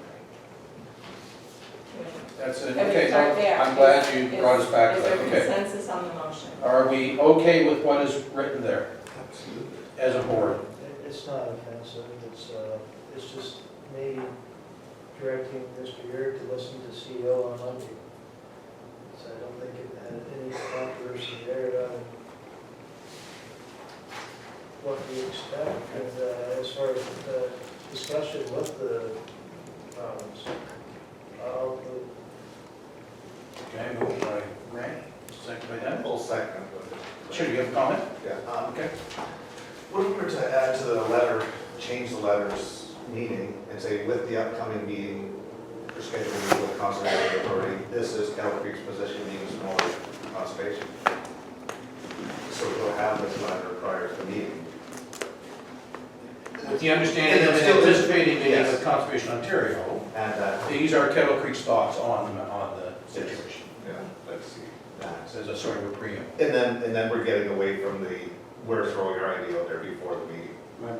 We're not putting our foot in our mouth with this letter. Like I tend to agree that if we need to change the letter, we need to change the letter. But I really think that we need to have some voice at the table, and we will not be sitting at the table with Mr. Urick and with Conservation Ontario, right? And also if we could add a letter, an invitation for this year to To come and visit us. What, are you, hopefully you're not suggesting that the people sitting at the table from Conservation Authority have a different view on this subject than this board does? No, but a broader view, I think. I think a broader view. Certainly, it has to be. Because they have to encompass everyone. That doesn't mean that we don't have a view that is sort of reflective of us here in Southern Ontario, right? You know, like we asked about Lake Simcoe. Like where does Lake Simcoe fit into this? Ralph, do you know anything about Lake We're kind of in the middle. Because, but those are the kinds of things, Joe, right? So, and I think, you know, one of my big question marks is, what's the haste? Why are we trying to rush through this? When we had that conversation set up, right? And all this, I think, is doing is saying, hey, you know, let's go back to what was initially, right? I think probably it's coming from the problems that Steve Clark was at, saying that they want to make sure that the municipalities understand going into their budget process what the costs are going to be. So they're getting out in front, trying to come down on the CAs and health units and everybody else to get their house in order before municipalities started their budget process. That's my take. Joe? With all due respect, Chair, and I hate it when people use that phrase on me, so what's the haste is exactly right. I don't disagree with you. Yeah, okay, so. I understand the problem Point taken. seems to be moving Point very taken. quickly too, but what's our haste? Can Yeah. we get all the information to make a better board decision than the one we had, the information we had in front of us? My big worry is that because things rushed, that there may very well be an endpoint already in place, that we want to make sure that we have some sort of say in it, that's all. Trust. Thank you. That's a good observation. Okay, so we have a mover and a seconder for this motion. Any other comments at all? With the changes. Are you amending? With the amendment. With the amended letter, which would be, did you put anything together? I just have that you wanted to add anticipation of In the meeting anticipation of with the meeting with Conservation Conservation Ontario. This is KCCA's viewpoint. Right. We need to be in a better, we need to be better informed to make a better board decision, and an invitation to meet with Mr. Garrett As our MVP. as our. okay with that? adding, so it's, just so I'm clear, is that adding to the letter that's drafted? The letter already does say that we'd like further conversation with the ministry and our member municipalities to actually specify an invitation. Probably. I think, he's a busy man, right? Any other comments at all? Okay, so the motion is the amended letter, which includes this motion here that is supportive of our Conservation Authority feels, our board. Okay? Any other, I want to make sure everyone has a say. Okay, all in favor? All opposed? 2 against. Okay? So the motion is carried. Thank you very much. That was a very heartfelt discussion. I think that's really important to have those. And I think it's important to keep our group at the heart.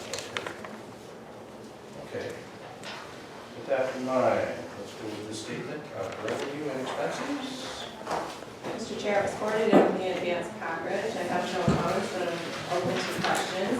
I think the only thing you'll note is that comparative, we don't have the comparison from last year, but we are down in the campgrounds in terms of revenue, and that's just a result of being May 2 foreclosure.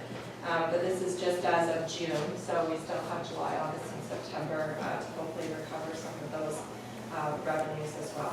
But with everything else, it's business as usual. Okay, thank you. Motion to receive these.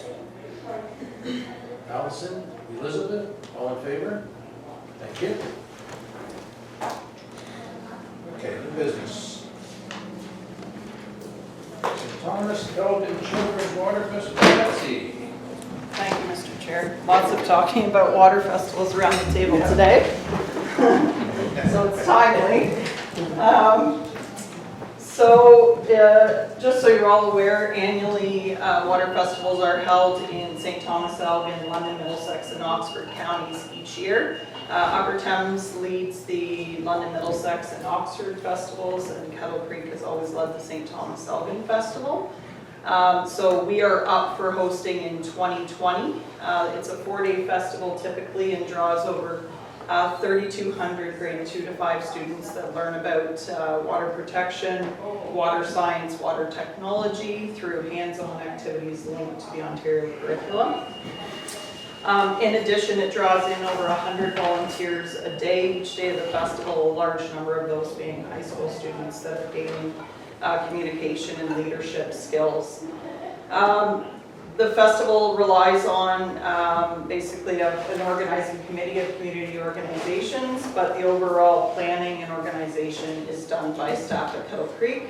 And that role also includes basically fundraising, finding grants, sponsorships to fund the festival. And so it is entirely self-funded. No municipal levy supports the festival. So there is no impact on Kettle Creek's budget because of it. So the motion before you today is looking for approval that we move ahead with the planning for the Spring 2020 Festival, contingent upon fundraising and attracting the community partnerships. Any questions at all? Elizabeth? Thank you. Through you to staff, does our fundraising activities cover off the equivalent of our staff time? Any other questions at all? Okay, looking for a mover to the motion. Elizabeth, seconder. Ralph? All in favor? Thank you. Thanks, Betsy. And the Belmont Union Conservation Area Agreement. Elizabeth. Mr. Chair, this is a long-standing relationship that we've had with the member municipality of Central Elgin for a land management agreement that has existed since 2001. It specifically affects lands that the CA owns in Belmont and Union. The lands in question offer great recreation opportunities for that member of municipalities' residents. Mainly in Belmont, it offers recreation opportunities, and in Union, it offers a pedestrian link between 2 subdivisions. The municipality is interested in continuing this relationship. The agreement needs to be updated. And in those discussions, the municipality of Central Elgin has identified that they'd like to increase some trail connections through that property, again, adding recreational facilities for their residents. So you'll see from the maps that were included in the advanced package, the area on the right was this is Belmont, so everyone can orientate themselves to the liquor store in Belmont. And the fire hall. This is the liquor store, and you're right, Ralph, fire hall. The fire hall, yeah. This is the existing parcel of the existing agreement. We're suggesting that we add this parcel to it. Long-term plans, the municipality has some request to do some a nature trail to connect through this part over to this part. So that would be the reason why we'd be adding that parcel. Otherwise, the agreement stands as is, just because it's been some time since legal had its eyes on it. It has been reviewed by the solicitor. He provided some minor housekeeping suggestions, which were included in your advanced packages. He's given his blessing. In Union, it's just, if you've ever been down to this area, there's the small Union Dam at the end of the pond there, and so you can see there's a connection that area provides for that community, and there's a small trail that passes through there, and the municipality helps us in terms of maintenance of the property. Okay, any questions at all, Dennis? Well, just with the Belmont property, the last slide there's a trails master plan. We want to put a trail underneath of the highway, underneath the 74 to keep people off the road, so that's what that trail is. And then one Union, there's a pedestrian trail there from Union subdivision to Lock Park. So, Thank you. Bill? Through you, Mr. Chair, how many agreements have we had? Is this a long-term agreement we've had for many years and we just keep renewing it? Yeah, this has been going since 2001. Okay, Rob? Is all the hatched area in Union owned by Calgary? I did catch the question. Or, sorry, all the red outlined area owned by Calgary? Yes. On both maps. Yes. Okay. Okay, anything else? Elizabeth? Thank you, Mr. Chair, and the financial cost of constructing these trails, I see some are just put to be pavement. Does that lie with us or with the municipality? With the municipality. And do we want to have a request that it's permeable pavement they use, just recognizing you don't normally Joe can provide clarification for the portion that is pavement, is proposed to be pavement. So that, thank you, Mr. Chair, for those comments. That is something that we've promoted and advocated through the master plan, that any trail system through a natural feature be more of a natural base. In this specific situation, it's primarily asphalt trail within the municipal right-of-way, but in order to get the accessibility grades, they have to kind of make a wing the trail out a little bit where it crosses into our property. So through staff's discussions, we felt that was a suitable location for asphalt, but it's outlined in the agreement that I believe that any future trails, even though it's managed in cost by the municipality, it requires consultation with the Conservation Authority, so we can assist with the determination as to the materials and the suitability for that environment. Okay. Any other questions at all? Question? Okay. Motion to make the recommendation. Joe, seconded by Allison. All in favor? Thank you. Carried. Telecom consulting services.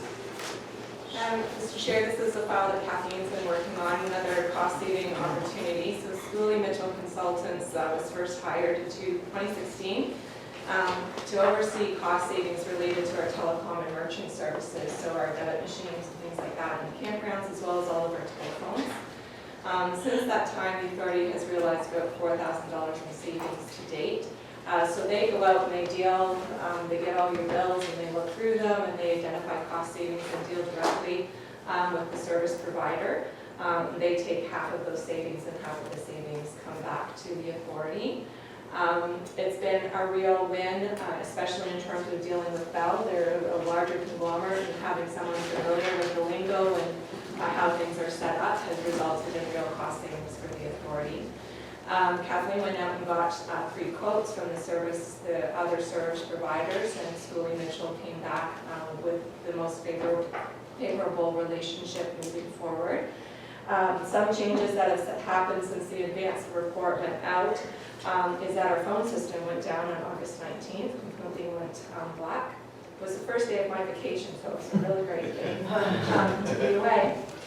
But in the staff's evaluations, in terms of, it was an opportunity to relook at our phone systems, and we now have the capability of going to a completely VoIP system, which will eliminate Bell bills altogether, so another cost savings moving forward. Great opportunity because we now have high-speed internet. So that negates the necessity to have Schooley Mitchell look at our telecom services. So the revised proposal would be that KCCA enter into a 30-month contract with Schooley Mitchell for merchant services as proposed. Questions about that at all? Elizabeth? Thank you, and through you, staff, just wondering what our exposure might be if we're using these merchant services as part of the contract for our campgrounds, and if the government's answer comes back of, you're out of campground business, sell or give it away, is that going to be an issue with their contract? Through you, Mr. Chair. No, it won't be an issue because if those merchant service accounts close, then it nullifies the agreement. Okay. Any other questions? Good question, Mr. Chair, thank you. So are there any costs, if they find no saving, then do they have any kind of base fee just for even signing the contract? No, there's no, it's strictly 50% of savings. Okay, any other questions at all? Okay, looking for a mover and seconder for this motion. KCCA enter into a 30-month, why 30-month contract? That is just, they usually do a 36-month contract, but just to be more favorable, they chose this term to be 30. Okay, so 30-month contract for Schooley Mitchell. Mover, Grant, seconder, Dennis. All in favor? Thank you, carried. Okay.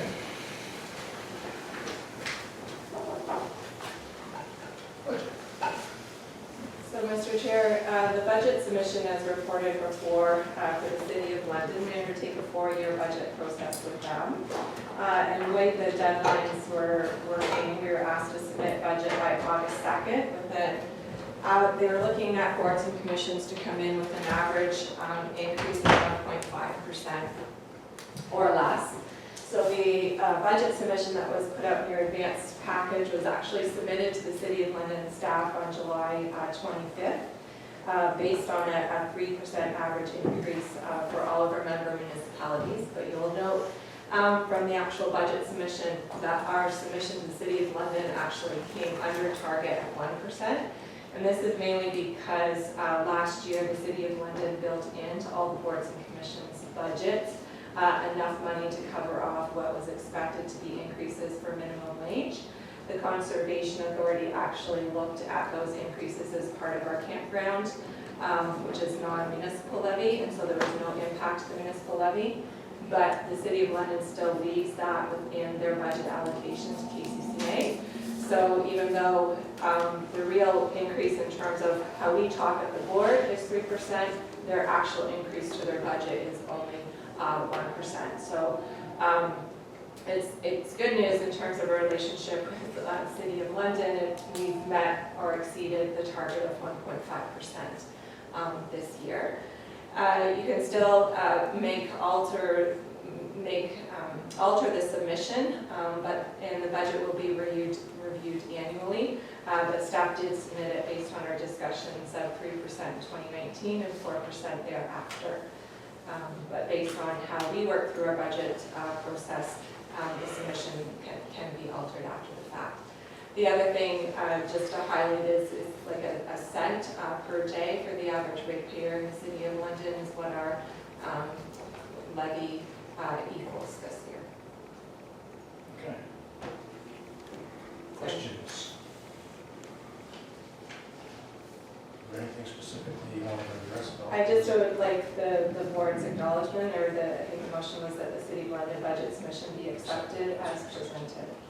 Okay, so that's the motion, City of London budget submission be accepted as presented, moved by Rob, seconded by Bill.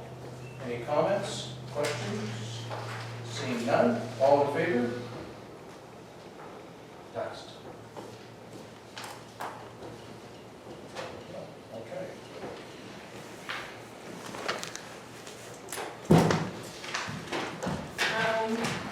The next report was actually just continuing our discussions about the budget. Was more discussions on our budget 2020 to 2023 with a levy projections update.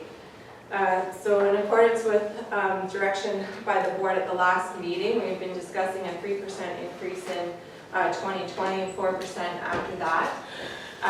That in order to accommodate that decrease in provincial funding and cost of living, as well as looking at how do we still provide GIS services to the authority, and certainly meeting our IT service agreement. Just because we got rid of the GIS IT supervisor, we have that cost of the IT service agreement moving forward.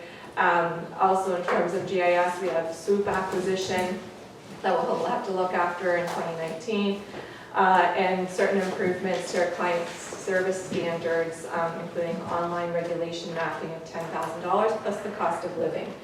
So staff really did feel that 3% was justified and required within 2019. But board members did ask us to go back and look at some cost efficiencies, share services, see if we can bring that down further. So in terms of the 3%, you know, the idea was that staff would still be able to pursue the drone UAV program at the authority. This would include licensing of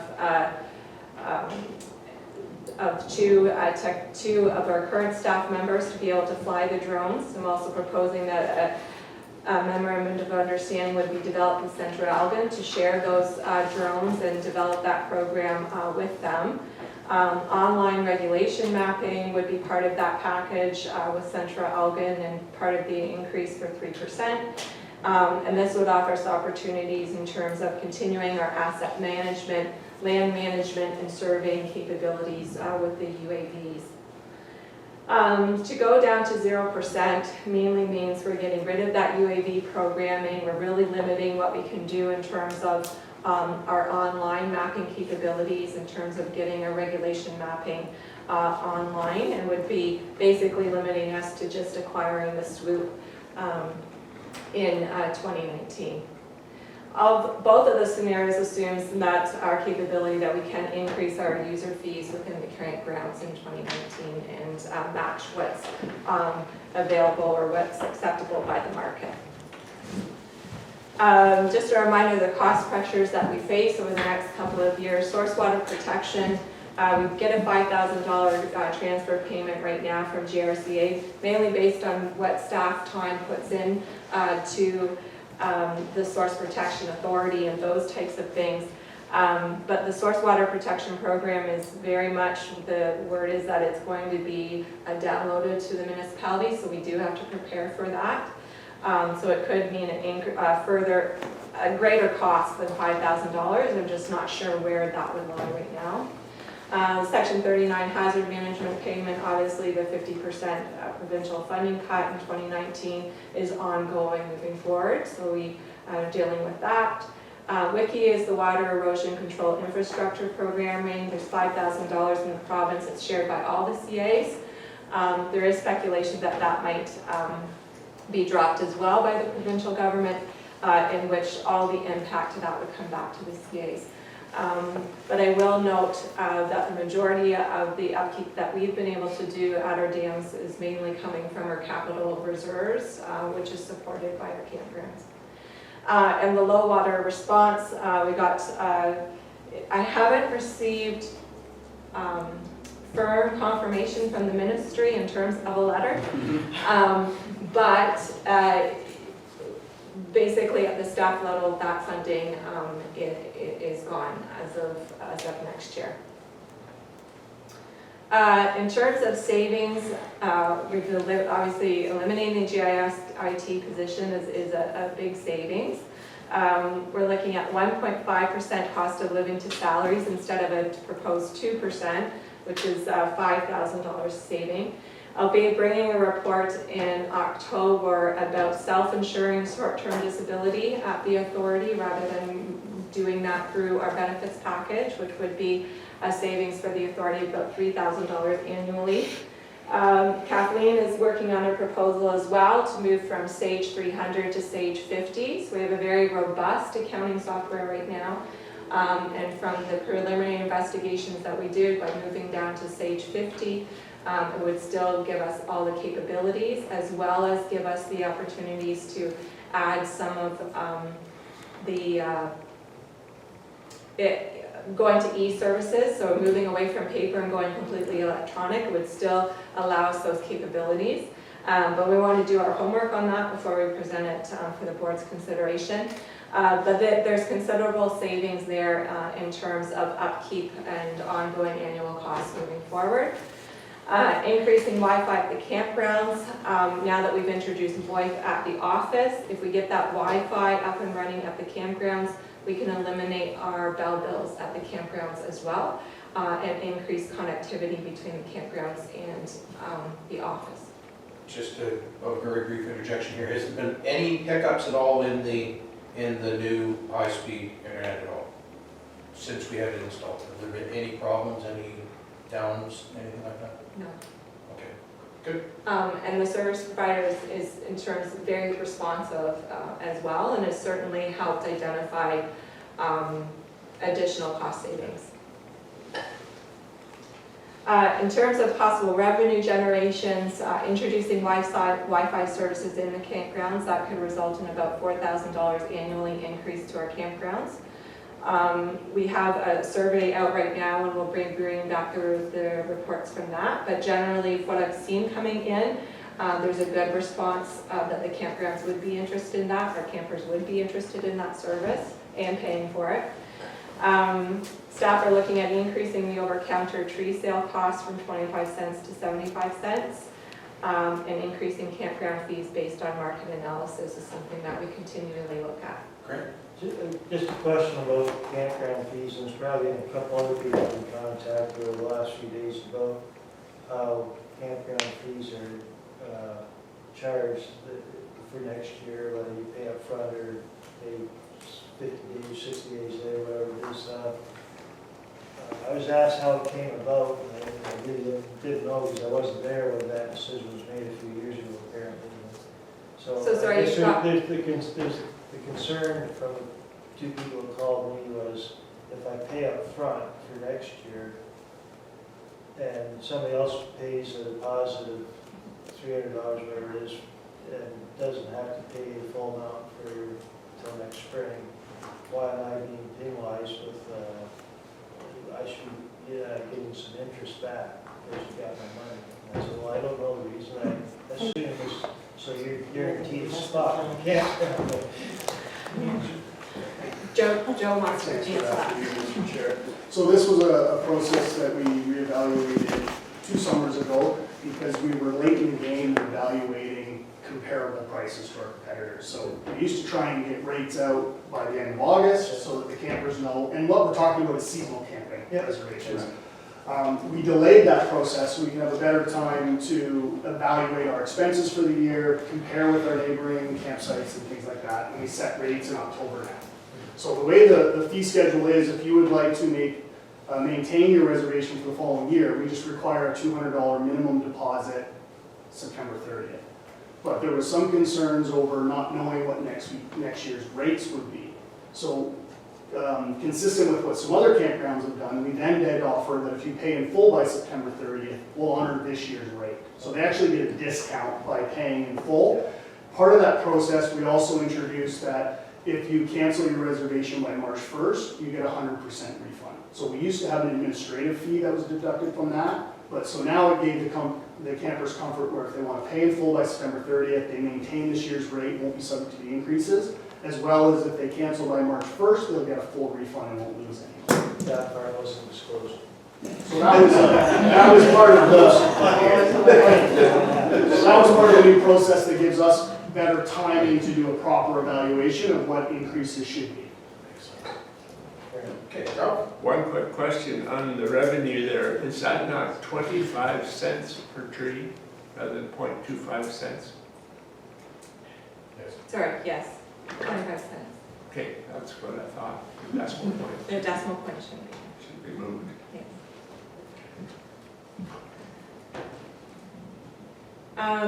Sorry. Oh, Elizabeth, sorry.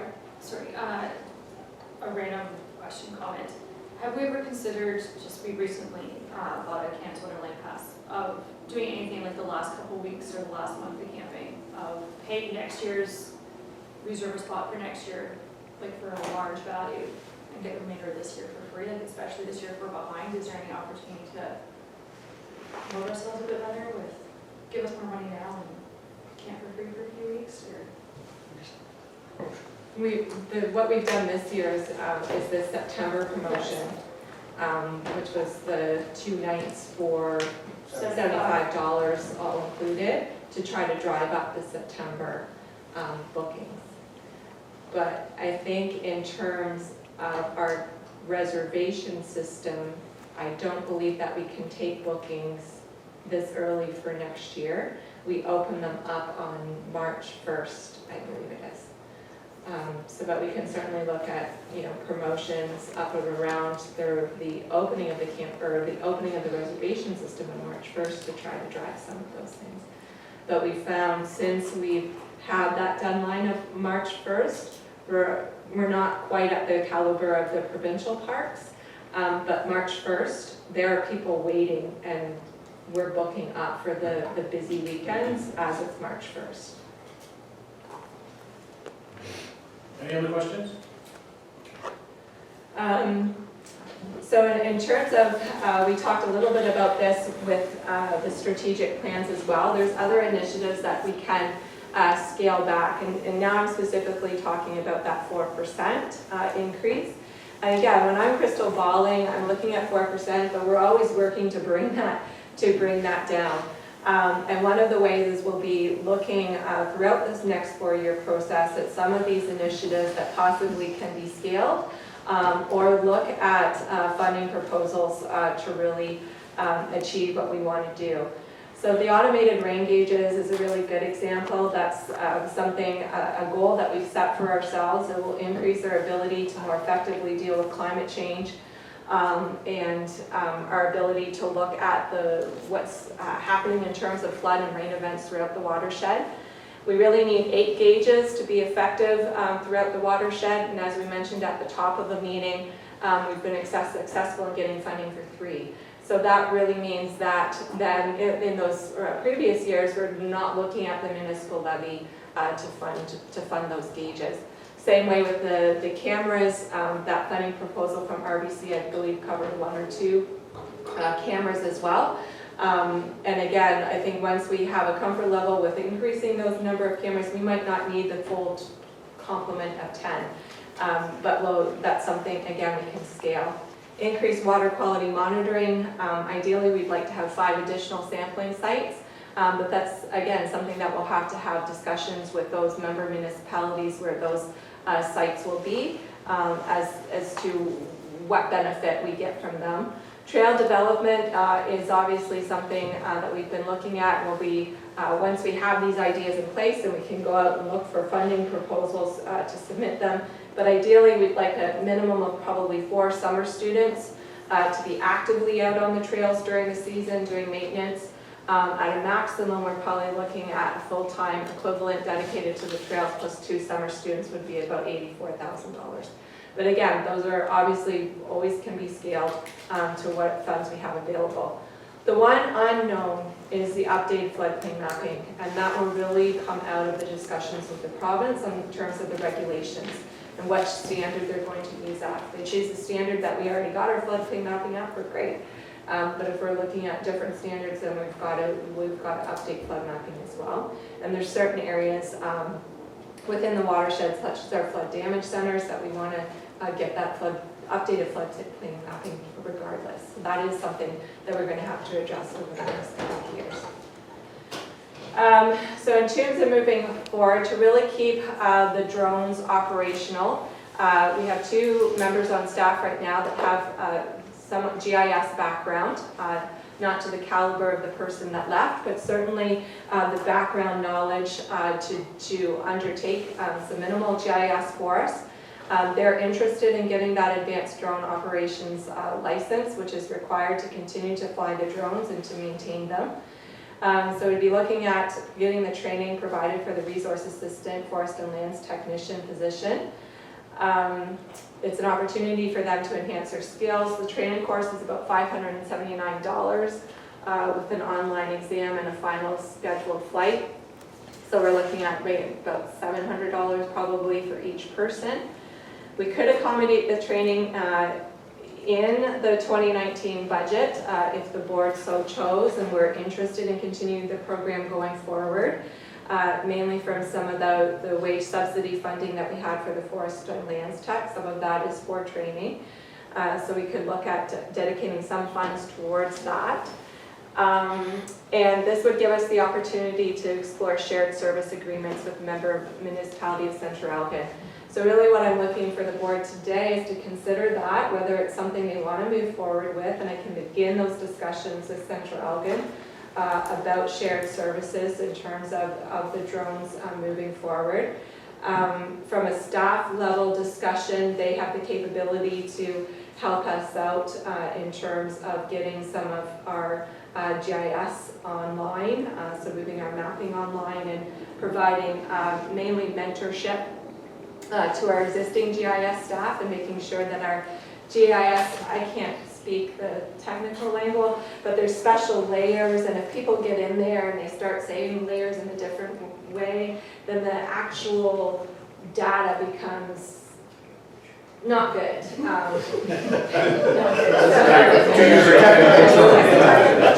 It becomes unmeaningful, and so you really need someone who's overseeing it to make sure that the different layers are being saved properly and maintained. And that's one of the things that there is resources at the municipality of Central Elgin that can provide that mentorship to our staff in exchange for the UAV and our staff being able to fly those UAVs for them, for their asset management and things as well. So the motion that I had in front of you today, that the 2023 budget projection updated report be received, that we consider training the resource assistant and forest and lands technician to commence training to acquire their pilot advanced operations, and that we pursue a shared service agreement for GIS drone services with the municipality of Central Elgin. Ralph? I'll move. We have a seconder? Dennis? Do we have any discussion on that at all? Nope, great. Just more specific question. What's the alternative? No GIS or having to hire somebody? Yeah, so the alternative, if we don't get staff people trained on the drones now have been inoperable since April when that staff person left. They need to be flying. They're just like they're a computer. They need to be flying to be properly maintained. So if we don't move ahead in terms of getting our staff trained or with that UAV program, then we really have to look at what are we going to do with those UAVs. It's either we're going to look at somehow maintaining that program moving forward and those assets, or really would be looking at getting rid of those assets, because basically they're just sitting there right now because you need to be licensed to fly them. But we're still required to do mapping and all that. We're still required to do the mapping and all of those things. I think if you look at the first slide that I had, the difference between the 3% and 0%, I'm proposing to try to meet that goal. I'd be looking at getting rid of the drones, liquidating them either to another municipality or to another CA.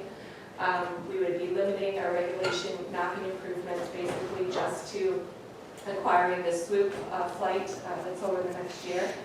And then as a staff, we really have to hunker down and look at how we would meet objectives in terms of getting regulation mapping online and things of that nature. It would have to be outsourced, or we just simply wouldn't undertake it. Okay. Any other questions? Okay, so the motion's on the floor. Everybody remembers what the motion is? All in favor? Opposed? Carried. Okay. Capital budget, administration center needs assessment.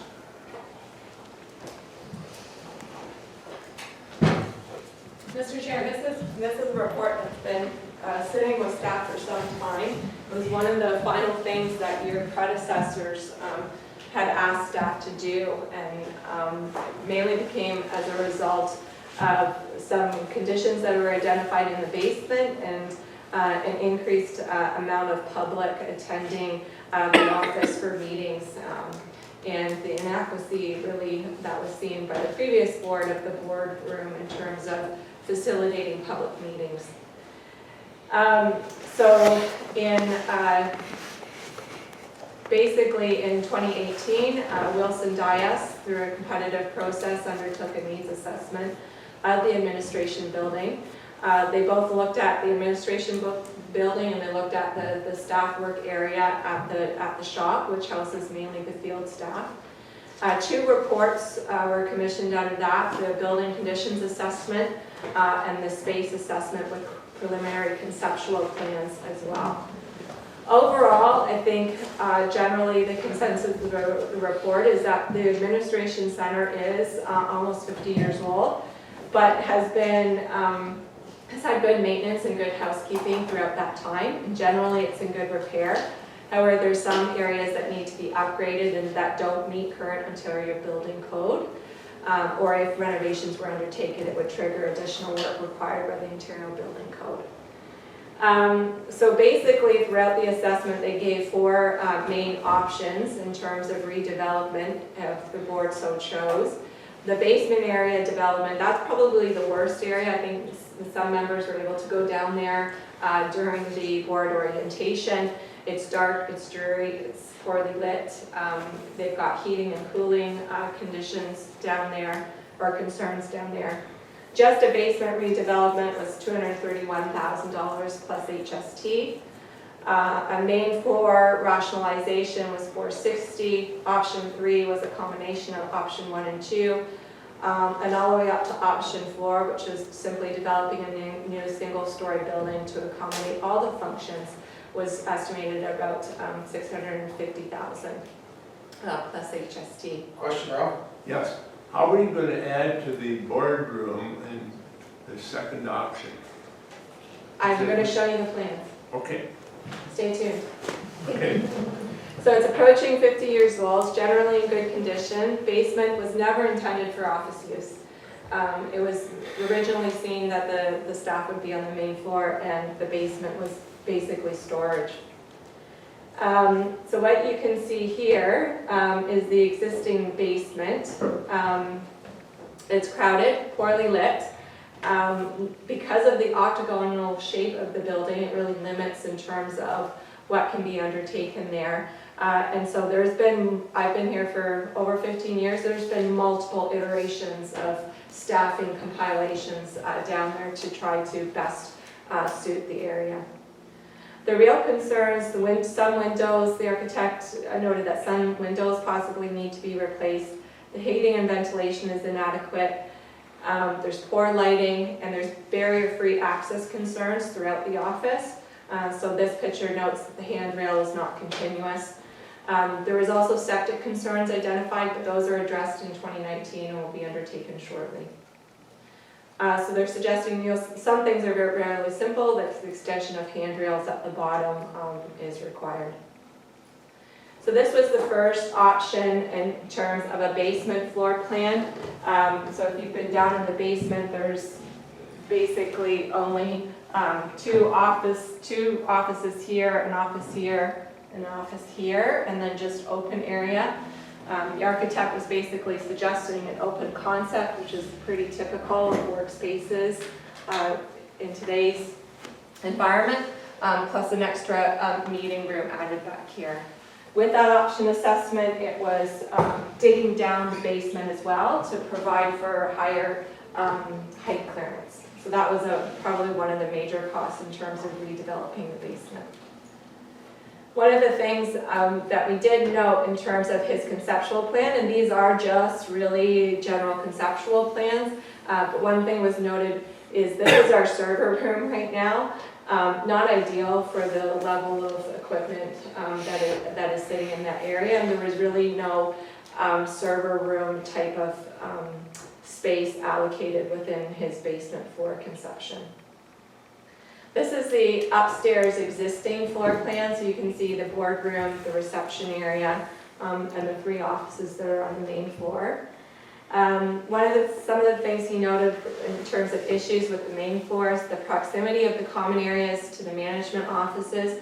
There's heavy traffic with noise and traffic. We often encounter that here. I got up today to close the door because we've got public coming in. We're trying to have an open door meeting. The boardroom does not function well for public meetings or small meetings, and the public versus back of house functions is distributed awkwardly. So really the public has access right into the staff areas the way that it is set up now. And there's accessibility concerns throughout.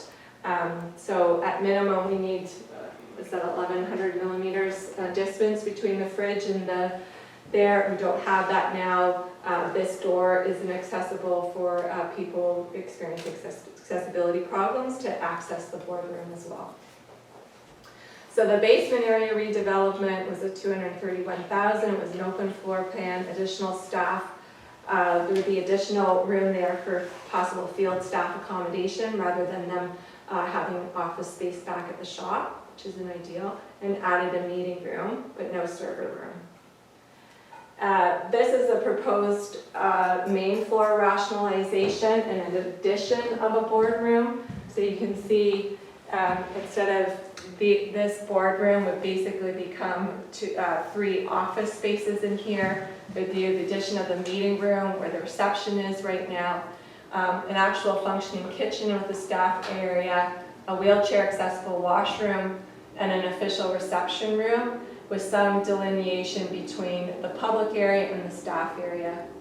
And then this would be the addition of a new boardroom. Again, the public would access it, have lots of room to go into the boardroom and lots of seating area as well. And then a staff-only entrance into the boardroom. So that main floor area rationalization addition of the boardroom, that's not with the basement. This is just the main floor. That would be $460. To add the basement to it, you're adding the $203 to the $460. Option number 3 was added just in terms of long-term thinking, or if there was an opportunity for shared services with other organizations. So it's basically the same floor plan that you saw before, but with an addition of 6 extra office spaces. So just a bigger main floor rationalization. Basement under the new boardroom and under those new offices, or? No, No, just the it's just basement on under grade? the existing, and that would be on grade. Okay. So option 2 plus the minor addition to accommodate up to 6 additional workspaces was $585. If you wanted to add the basement to that, you're adding the 200, so then you're looking at upwards of $800,000 to do like all of the 3 options. And option number 4 was the redevelopment of a new single-story building to accommodate all functions, and obviously an architect is really keen to go to option 4 because then they get to rebuild rather than dealing with an octagonal building. So obviously this discussion is not coming in an ideal time in terms of some of the other things that we've been dealing with. But I wanted to bring it to the board because it's obviously something that we have to consider in terms of being responsible management moving forward. And in terms of our 5-year capital plan as well, or my futuristic planning in terms of capital, is what is the appetite really for the board members to have staff investigate this any further in terms of building and looking at how it impacts our capital budget moving forward. So at the very least, I'd like the acceptance of those 2 reports, both volume 1 and volume 2, be accepted. And I'm proposing that staff investigate option 3 based on a revised conceptual drawing for long-term budget planning. So option 3 was basically, what did I say, option 3? Other people. With the additional. Oh, addition the and addition, eliminating yeah. basement. So this one was proposed as a way to look at if another organization was coming on board. But really, if you looked at option 3, I think at this, Joe and I have had some discussions that possibly there's too much meeting area room in this that we could possibly work with the architect to better. My office doesn't need to be this big. We might not need the kitchen area if we still use the boardroom as our staff eating area. Maybe we don't need this much space here. Maybe these 2 offices can come here. And so then we don't need staff members in the basement. Is there a way that we can accommodate the staff, the existing staff that we have now, in some type of reanalyzation of an optimization of this layout, possibly? Grant, question? Well, I think working in the basement is not a good for planning. It's still not accessible without an elevator, correct? Right. So realistically, put $200,000 and some odd into the basement isn't good planning. Whatever we do, I think needs to be on the main floor and make the best of the square footage we have. That's fine. Elizabeth? Thank you, Mr. Chair. To build on the grant's point, was there any consideration given to just writing off the basement for a staff working space, but doing the 6 additional workspace area, but actually for our staff that would be in the basement and bring it back to on-grade? Sorry, that's what, I must have poorly worded it, but that was my intention. Everybody Is that somehow within this, that we'd be able to accommodate everybody? Basement and storage and everything. And the computer server room. Yeah. Yes. As far as meeting space for a boardroom, have we considered using other space, like the county, the same way Central Elgin uses as a boardroom, so that rather than adding, you can use this space and not have I don't think. So I did investigate that at the time for the previous board members. And we reached out to member municipalities and things of that nature. The response I got back at the time is they were willing to do it for one-offs, but in terms of having like a monthly meeting, they felt that it impacted because they use their rooms for different uses as well. They thought as an impact. I forget what the city of St. Thomas response was, but at that time I think we were meeting in the night, and there was security concerns there. I can always explore that again, but at the time we did look into different logistics, and that's when we still decided that this meeting area was the best. But it doesn't mean that options haven't changed. My concern is if we're going to spend that kind of money, almost the incremental cost of going to the new building is quite small. And I'm wondering whether renovating this space is really a good long-term objective. When you look at going from $585,000 to about $600,000, yeah, the other thing that to option 4, yes. Yeah, option 4 is a possibility. The cost savings that you would have in terms of option 4, my understanding from speaking with the architect is that staff could still be in this office as the other one's being built. Whereas if you're renovating this one, you're looking at additional costs added to that option 3. Because you have to relocate staff for those renovations. Thank you.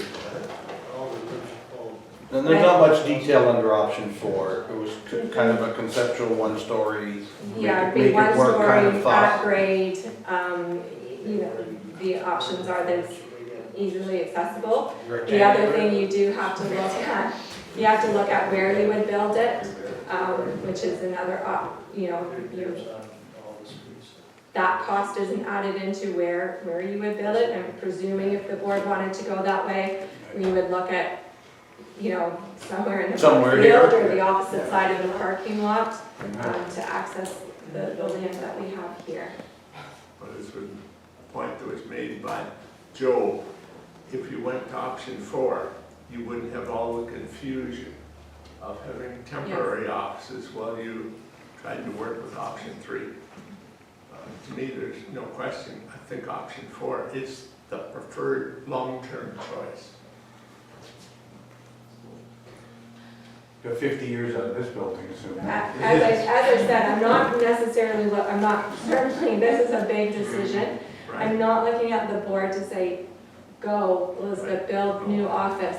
What I'm looking at is, this is still something that we need to have on our 5-year plan. And then I go back and start planning out, where does this sit as a priority in terms of all the other things that we have to take a look at? Where are we gonna find funds? But I always find with something like this, if we can get our ducks in a row, it doesn't mean that we're going to undertake it tomorrow or the next day, but if we get our ducks in a row, then it's sitting there waiting for the right funding proposal or the right federal or provincial grant to undertake it. Elizabeth, you had it under. I did, it was a follow-up for Carrie, recognizing option number 3 with those 6 offices attached to it.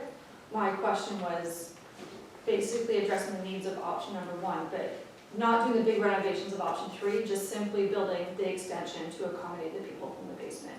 Oh, I see. Was this like a standalone, like we're just gonna build Okay. that, minimal disruption, a little bit more space, the basement dwellers come up, and everyone's here on main level. Was there a cost? There wasn't a cost giving that. I can certainly look at that. I think there would still be minor renovations to the main level to look at accessibility. Because the washrooms right now and the entrance to the boardrooms, and basically the movability around the main floor doesn't meet accessibility standards at this time. But it's certainly a good option. Yes. This is a terrible setup for it's I think it's ridiculous, and I'd like to possibly pursue it with the county, using the county board for meetings. And I think if that would be possible, that would free up all this space for office. And I think the county would be more receptive. And from the city, you mentioned wanting to use it in the evening, which does add something to it. We have a board meeting during the day now, and whether it's Valley View or City Hall, there's facilities that could be looked at for medium-term use, I think, too. So the county building works well, too, so. Elizabeth? What if a person took an approach that we asked you to investigate this of our member municipalities, if they'd each be interested in hosting so many, giving us a chance to actually see the different areas and different cities we're in, and maybe some of those local residents having easier access to the conservation authority, recognizing some members have a very long drive to come in. I can certainly pursue that. So, I'm sorry. No, go ahead, Joe. So we're looking for us to say yes to kind of, move forward step. Are we attaching dollars to that? I mean, I know it's a plan that has to be done. You're in a 50-year-old building and it doesn't now suit your needs, but I agree with you. We're at a kind of tenuous time on a funding point of view. So are we talking about spending much to do this research? The architect initially said to me when we were doing this that it would kind of be free of charge to come back and do some initial discussions to really finalize some of the not looking at other plans, but fine tuning some of the numbers. So really nothing now, but let's look forward a little more and concrete some more things. Yeah, I think this, for me, at the staff level, this gives me an idea, rough an idea of the numbers that we're looking at, whatever options that we are. I think preliminary brush of the capital budget, 400,000 is kind of where I'm achievable somewhere within, say, this 6 to 7 year mark to undertake something like this. But knowing, you know, where you're comfortable at, like that this isn't, no, Elizabeth, don't pursue this at all, that you agree that it's something that we have to look at, I can look at refining those numbers and bringing them down. I don't see us spending $5,000 or $10,000 to go back out to an architect at this time to really redefine any one of those plans. But more, it's like getting that place mark for how much money we might need to undertake this. That's what I wanted direction on today. Dominique, did you have a question? Yeah, thank you, Mr. Chair. So, because it sounds like based on research, maybe the actual needs might change. So, and based on the climate or direction we might get from the ministry, so which will influence the design. And so, yeah, so as long as there's no price tag to that further investigation, since our needs are in flux. Would you entertain the motion that we receive the 2 reports today, that I further investigate opportunities for board meetings at other facilities? And based on that, look at options moving forward for. Yeah, I would agree with adding to the motion. We also have to look long term. It's nice to be able to lease a room at the county, the city, wherever it is, but those at some point could be revoked, and we also have to look at that, what happens then. But I definitely think we need to investigate those opportunities as well. As a stopgap, as an intermediary step. Get out of this room. Elizabeth? Could we also add to that to actually find the cost of bringing the building up to code for accessibility, what that basic cost is of making it accessible? I think that would be scary. It might be a good indication of Yes. ways forward. Are there any health and safety issues per se? No. With the basic, there's not, It was more temperature and comfort of staff, lighting, those types of things. okay. So we don't have. We don't have We asbestos. are walking a line, so to speak. Okay. At least not from the administration's point of view. Okay, great, excellent. So our motion is that the Administration Center Building Conditions Assessment Report Volumes 1 and 2 be accepted, and that staff proceed with investigating off-site board meetings as a temporary measure. You might have to do that when you have your renovations anyway. Right. And then, in turn, looking at changing the use of this roof or not? So, Mr. Chair, if I may, I have that the reports 1 and 2 be received, Right. that staff investigate options to hold board meetings off-site. Right. That staff look at the cost associated to bringing the building up to accessible standards. Okay. And that staff look at in terms of long-term planning at the cost associated with a complete reconstruction. Yes. So no hybrid, just strict new building.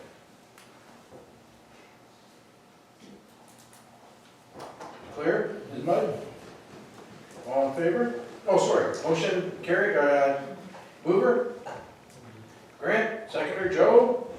Any other discussion? All in favor? Opposed? Carried. Okay. It's 12:30. I think the last 2 reports in open session are fairly fast. Deal with bridge offsetting measures.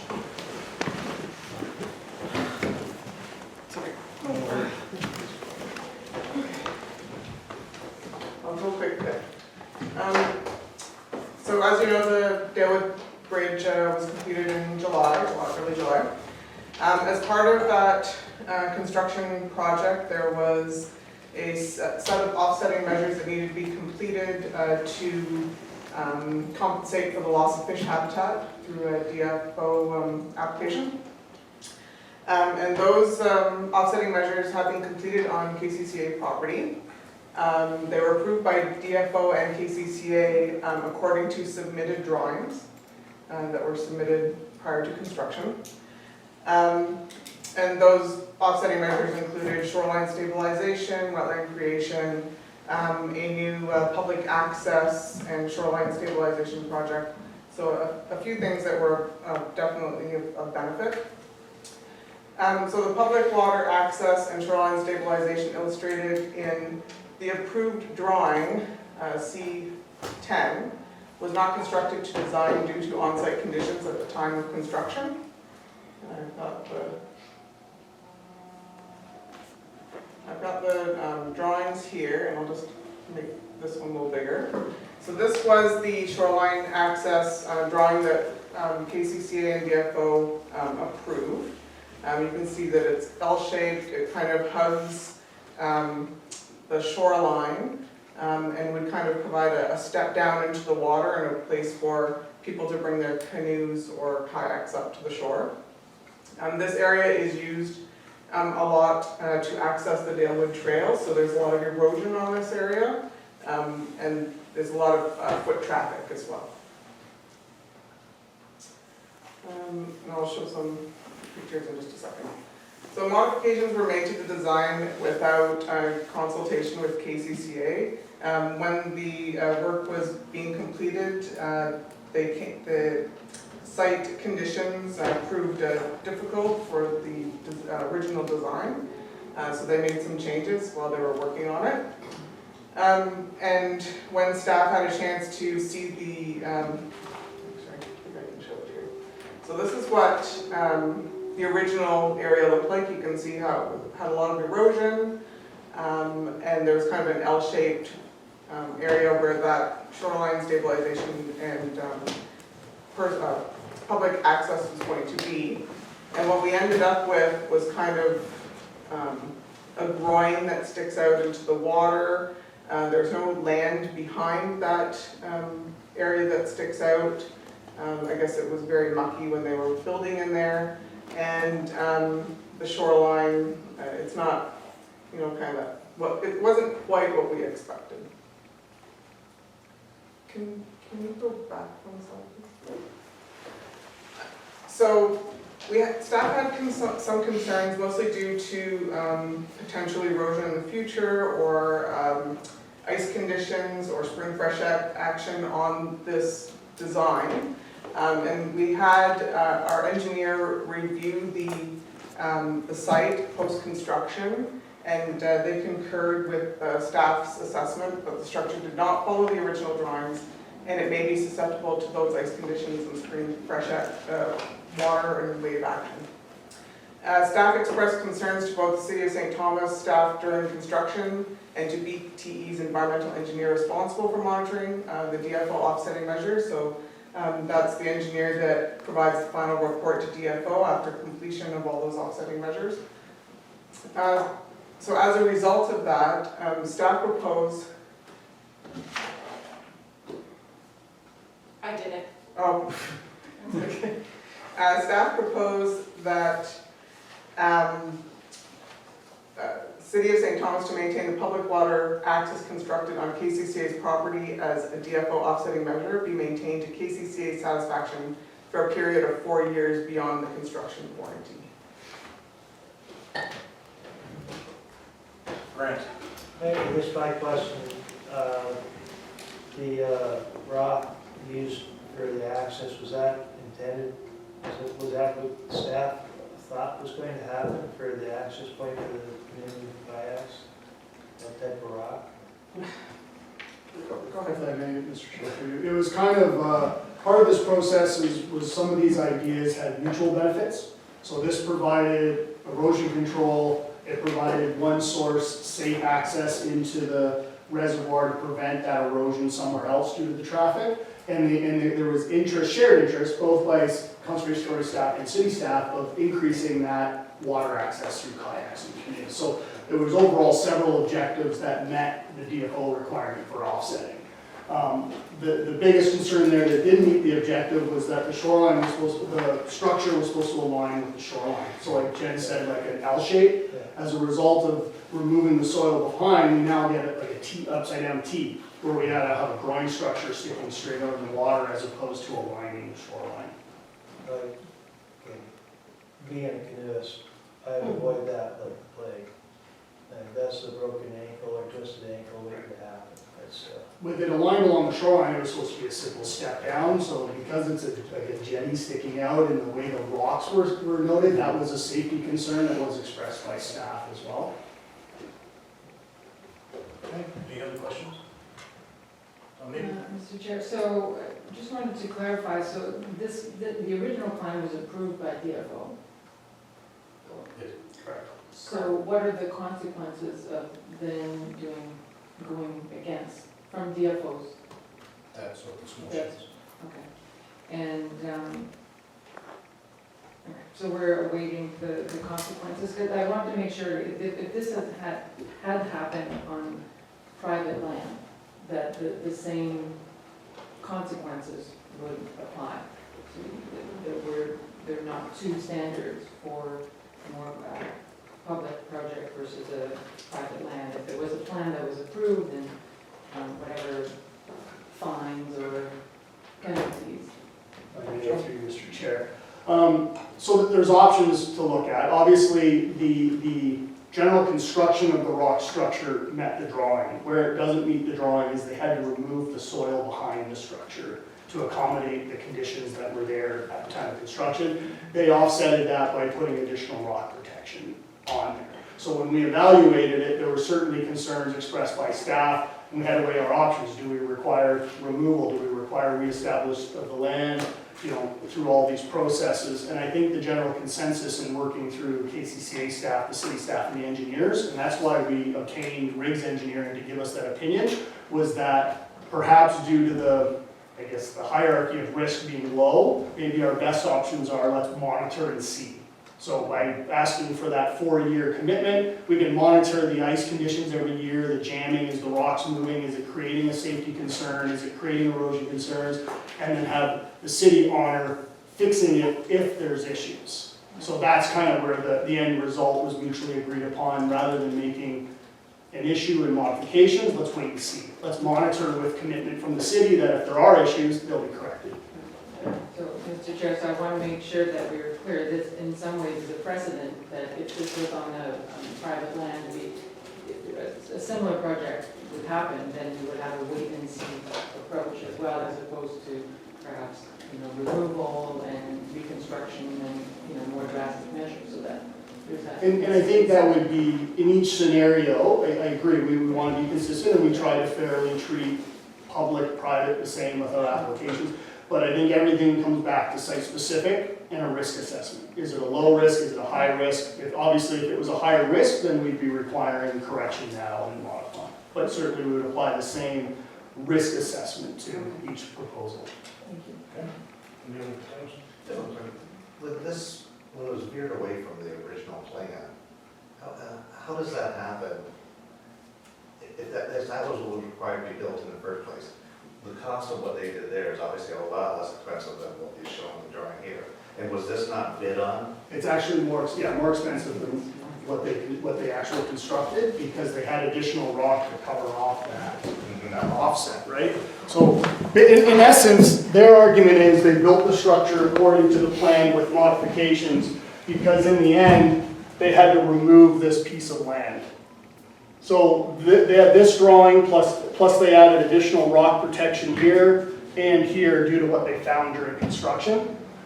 Part of the reason I think why it happened was that this work was the very last project completed, and it was completed the day before the grand opening.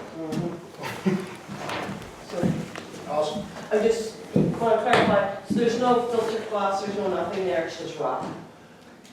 Is that what it is? There's evidence of some, but without knowing the full details, that's one of our questions that they were gonna send some pictures during construction to verify. So basically, we want to see what's going to happen in 4 years to that, because we're not sure what's going to happen. Right. And so we're just asking for commitment that if we do experience issues over the next 4 years, the city commits to correcting those issues. Okay, so And, that's, sorry, and Mr. Chair, to Allison, the BTE environmental engineer has to submit a report to DFO that oversees all of these projects as well. So there will be some communication that way as well. okay.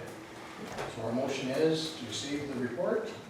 No, actually, that their, KCA requests the Okay. city to maintain the public water access constructed on property for 4 years. Okay. Moved by Allison, second by Elizabeth. All in favor? Carried. Thank you, Mr. Chair. Okay, thank you. Planning and regulations activity. Mr. Chair, there was an advanced report in the package, we're just asking for receipt of the board. I can answer any questions, but there was nothing. Moved by Dennis, second by Grant. All in favor? Thank you. Okay, we're going to recess for, sorry.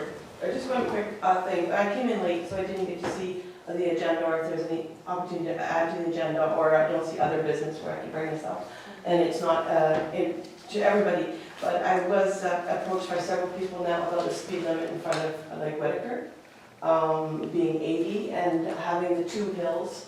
Wondering if we can work together on, because it's, town center only has the road to a certain point, and then it turns into Malahide.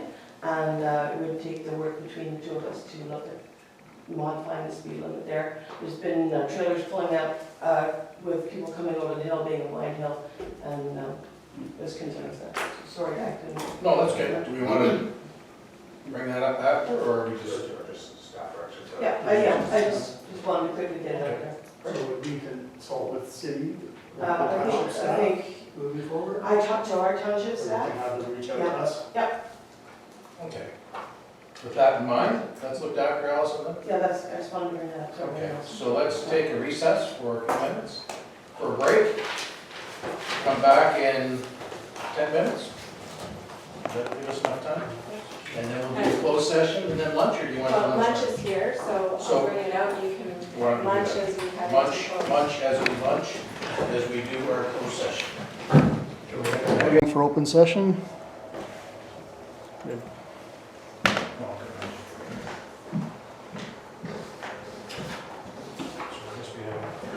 have the minutes, Mr. Chair, Minutes of the closed session, of both May and June. May and June. Vote. So moved by Dennis, seconded by Dominique. All in favor? Carried. Okay, and then, Item C and D were for information. Item E, if we could have a motion that staff proceed as directed on the potential land acquisition. okay, moved by Bill, seconded by Elizabeth. All in favor? Carried. And then item F. Was that staff Staff proceed as directed. Moved by Dennis, second by Elizabeth. All in favor? Thank you. And that's it. Motion to adjourn. Motion to adjourn. Thank you, Joe. Elizabeth. Did we set our... Yeah, that's fun.